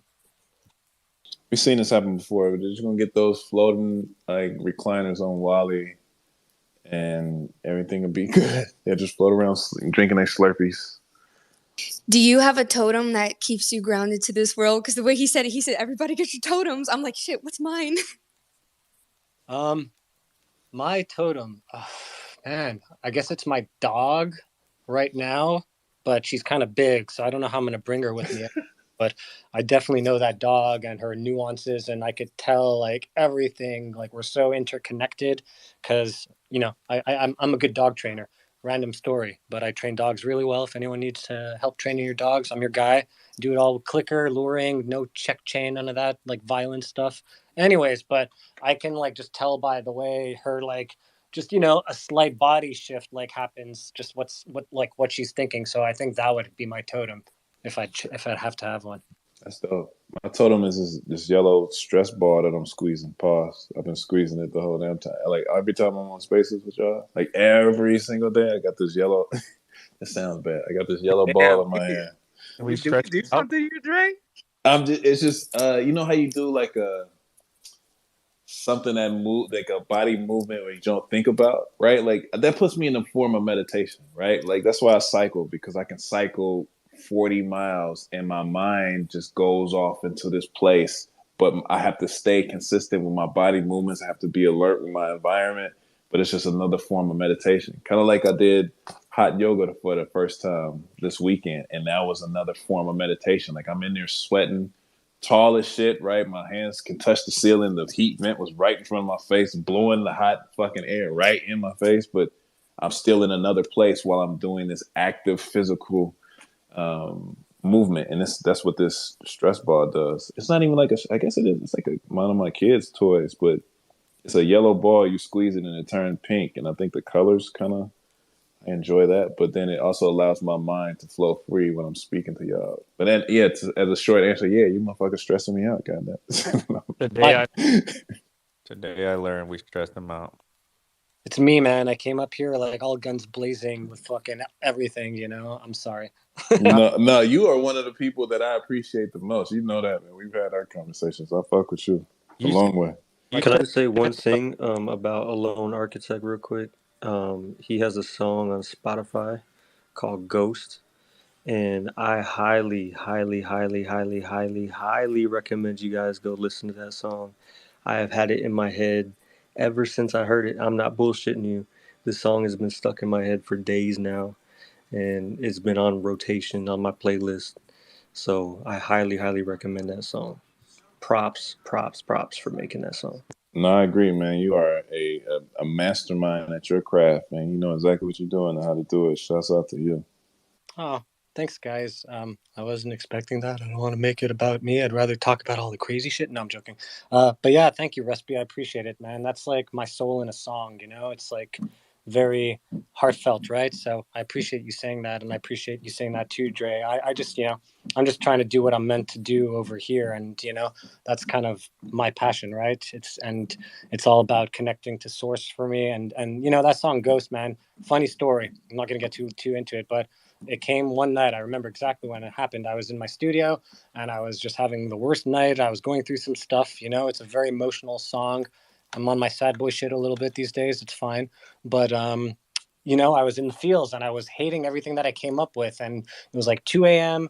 2:15 a.m. and I was like, all right, I'm gonna call it a night. You know, I've been here putting in the work because inspiration. People think that it's just all about inspiration and the muse is always there, but it's just about consistency, like everything else, and showing up and putting in the time. And some days you get fortunate enough to tap into that frequency, you know. And I believe that it's like if it weren't me, it would have been someone else. I was just in the right kind of like energetic space at that time, at that moment, to catch whatever was kind of like going energetically up in that frequency. But I just hit, like, I was going through patches and I was like messing with synths, and I just hit these two chords, and it just like, then I just disappeared for like 4 hours, and then I just came to, it was like 6 a.m. I was all like crazy, you know what I mean? Maybe I smoked a joint during that time, probably did, if not more than one. But I came back to like my senses, and I had it. And then it was just over the next like 2-3 days, man, I just banged it out, tidied it up, like mixed it, everything, and it was done. And it was one of those like one of those blessed gifts for me from the universe, where I really, you know, that wasn't just me. I was just in my feels. It's a song about being lonely, you know, and being vulnerable, and I just managed to catch that frequency out there, you know. And if not me, it would have been someone else. And maybe the song would have, because we're the pens, right? Artists, I don't believe it's about us. We're just the pens that the ink flows through, right? And it's like sometimes that ink is a certain color, but if not me, it would have gone into someone else's pen, and maybe it would have come out a little bit differently because they're, you know, a Sharpie, where maybe I'm a quill or whatnot, for lack of like a better analogy. But yeah, man, I'm glad it connects, and it means a lot, man. Thank you. Absolutely. And while you guys are in on Spotify listening to Alone Architect, make sure you stop by Frankie Rain's page too and listen to some of her music, because she has some amazing stuff on there. Graveyard's probably one of my more favorite songs that she has on there, but there's some really, really good music on there. So the clones are really making some waves out here, creatively, just musically. You know, we do amazing stuff. So make sure you guys go out there and support each other. And you, Recipe, with your designs, and everyone here, man, everyone's so talented. Cass, you know, like there's so many talented people in this community, like Frankie, everybody, you know. And it's really just like Ali, you know. I mean, there's so fucking many. Vega, there's so many talented people here, and I'm gonna miss so many people, so I'm gonna stop naming everyone. But it's just like amazing, man. It's really a great community, and you know, so many real people that are like actual human beings, and you know, we connect in so many ways. And you know, we have good conversations, and we don't expect everyone to be the same, and we, you know, appreciate the different perspectives. And it's really like a special kind of like a special community, man. And I'm really glad to be one little tiny cog in this like whole big wheel with all of y'all, you know. And so many talented people, man. It's just like you guys all inspire me, man, in so many ways, you know. And yeah, it's really cool. Love it. Love y'all. I love how Agreed. sprouted from like the most like far left conspiracy moments about Apple coming for the rest of like of our lives and all of our brains. But anyways, that was beautiful. Yeah, man, go ahead and sell that ugly mutant block and get in the clone gang, man. We out here. That's one ugly motherfucking mutant, man. Gotta say. Let's go to Pump, man. He had his hand up. We went into a love fest. Got to do it though. Got to give flowers where they're deserved. Pumps was over here like, I don't know any of you MFers, but now you got some new music, bro. Now you got some new music to check out. You're welcome. What's up, bro? Yeah, no, for sure. I'm giving everyone a follow right now. So yeah. No, yeah, I like everything that I was gonna say was like from way before, so it kind of seems like now it's going back to past things. I don't know. We can move on. It's fine. I was just the only thing. There was like two things. Like a movie. Once everyone was talking about like movie and show recommendations. If you haven't seen Everything Everywhere All at Once, that movie's dope. Um, and then Dre, your fake moon story had me cracking up because it was actually that um, a, a rock was following Earth for a long time. Not that the moon is fake, but that they thought that rock was almost like a second moon, but it turned out to just be another rock and is no longer following us. Dre out here flooding the fucking moon, dude. Hey, Damn. bro. Hey, Yeah. bro. Hey, I'm just giving it to you like they gave it to me, man. Look at the headline. That's what it say. Yo, I'm not gonna stand for any of my co-hosts spreading misinformation on the moon. I'm bullish on the moon. The moon's Your a man's good flooding the project. moon. Dre is a moon boy, I bro. didn't even. Damn. The moon has a lot of utility, and I just won't stand for moon FUD. Bro, I'll be giving it to you, and they gave it to me, man. Okay, that's what it is. The moon is different. You have the quarter moon utility, you know, and that's like the lower tier. The full moon, that's like the one of one, you know. And then there's like maybe, you know, half moon. You maybe have like 25 of 25 or something like that. Yeah, I just watched the first episode of Love, Death Robots, or what the fuck it's called. Hey, yo, the ending to the first episode? It's like, who the fuck you expected? Elon? Don't spoil it, man. I haven't seen it. No spoilers, man. Oh my god, yeah, I'm actually enjoying this shit. What the fuck, bro? Oh yeah, I have to say FYI. Please invest in me, okay? If you, because that first episode makes a hell lot of sense. Yeah, let's just say invest in me. Take your time digging into me, then you understand why you should be bullish on me. I'm bullish on Block, bro. But look, dude, this is the type of generation that we've grown up in. My girlfriend Shauna is the same. She can't, like, you're doing Twitter Spaces and watching episodes and probably scrolling the timeline and checking. You're doing all these things at once. We are so accustomed to being overly stimulated that when we're not doing multiple things or like stimulating ourselves from all different sources, we feel uncomfortable. We're like, oh shit, I gotta check the timeline. Oh, I gotta do something. I noticed that with my fiance a lot. She can't just watch it. See, I got it there, baby. You see that, Dre? Let's go. So Yeah, dude, she can't just watch a show. She has to do like 4 things. And Block, that's impressive, bro. You've been listening to us and watching an episode the whole time. you guys ever hear about Stanley Kubrick, that he's the director who directed the moon landing, potentially? Talking about the moon. I'm going to go and throw some like conspiracy shit out there. Oh, you know I heard that, man. You already know. I ain't want to go into it. Let's stick with the UFOs and Perfect. Okay. yeah, Let- we can go there.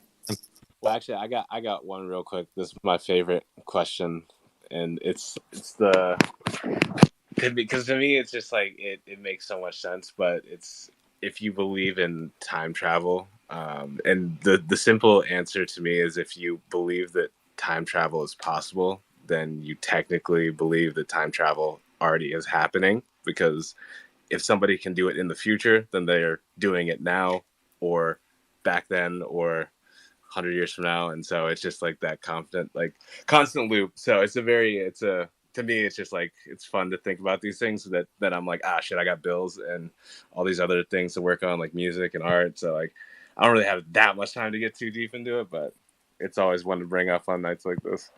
No, you time travel to the end of the fucking song where you're like, hey, can I get to the point where I'm really happy with this song and I've like done it all already and just skip all the like figuring out like part, like literally Oh, just that's skip, you know that's the fun part though. You of love it.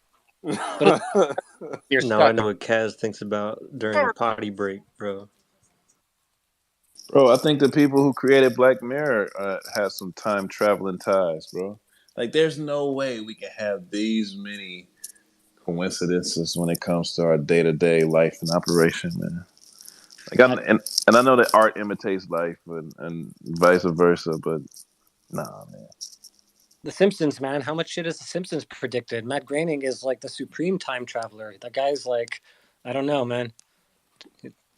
I'm just saying, you know, that guy's for sure going through like these tangential, like time is not linear, right? That's what they say. You know, it's just kind of like continuous, and it's just our ability, like the way we quantify it as human beings, we quantify it in this linear fashion with the calendars and with days and with hours and break everything down into these increments of like understanding for us that we like process. But really, it's just continuous and circular. And if time travel exists, which I believe it does, Matt Groening is like the master, because that's all the Simpsons episodes. He predicts all this like weird stuff. How does he do that, man? Come on. Time travel. Cass is right.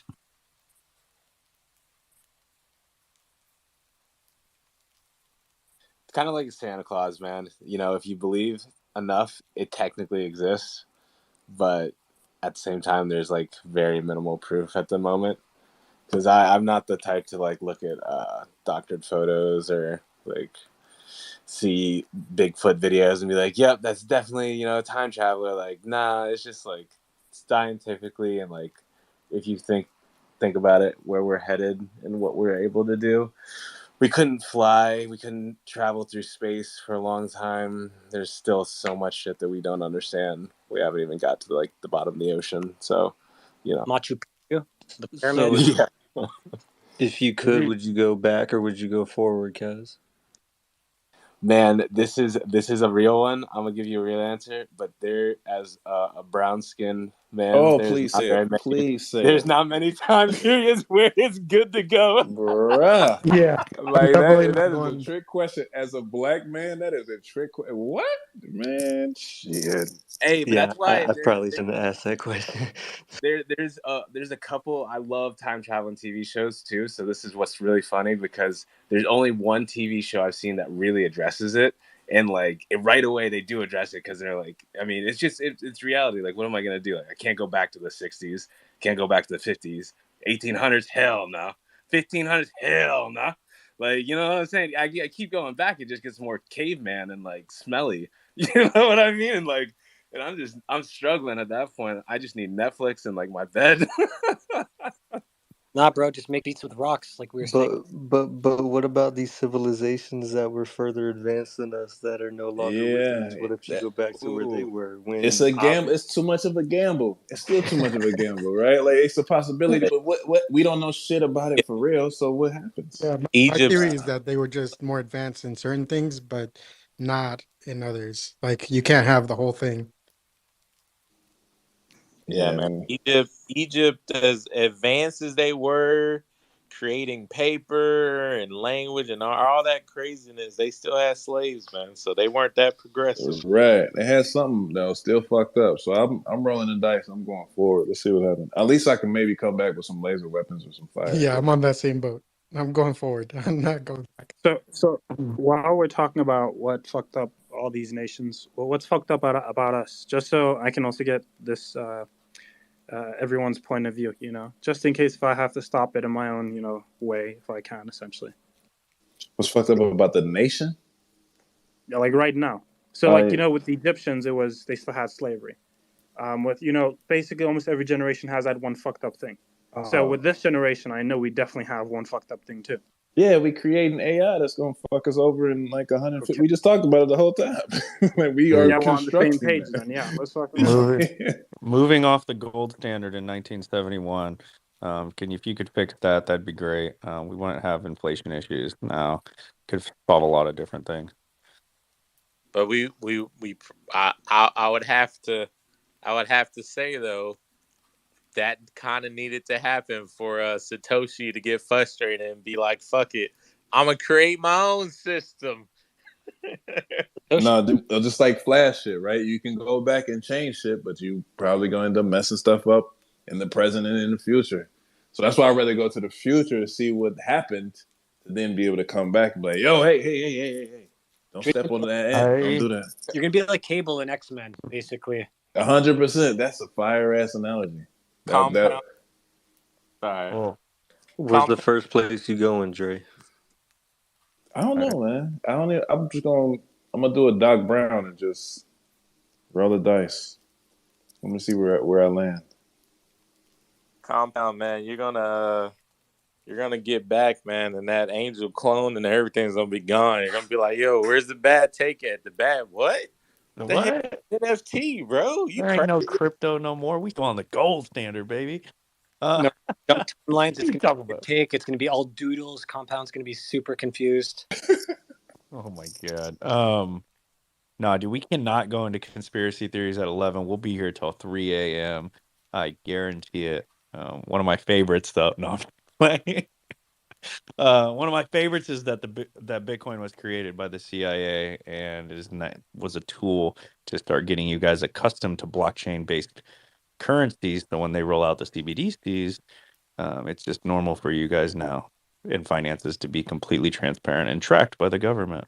Notice how he That's a says fun one to you go guys. down. No, we can't do that without Tevi. We Yeah, gotta we need have Tevi Tevi. in We here, gotta have bro. Tevi here for that one. Tevi loves them CBDCs. Proponent for him. He was killing CBDCs in bad take one time. We don't want to go down that rabbit hole.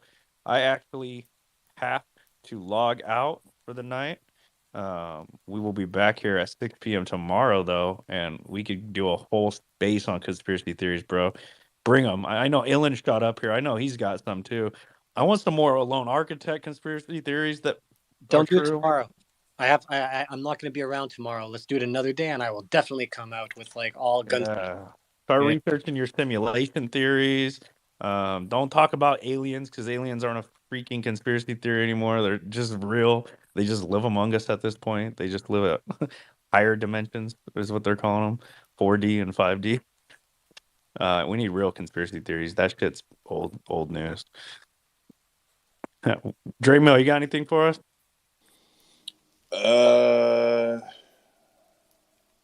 go ahead and rock this bitch. Cast 333. The co-host is with the most. If you got anything for us? Drink water. Don't make friends with aliens. Don't forget to forge your remote back. That's what I got. And there's a Bad Take Discord. If everybody want to go to the Discord, Bad Take Discord.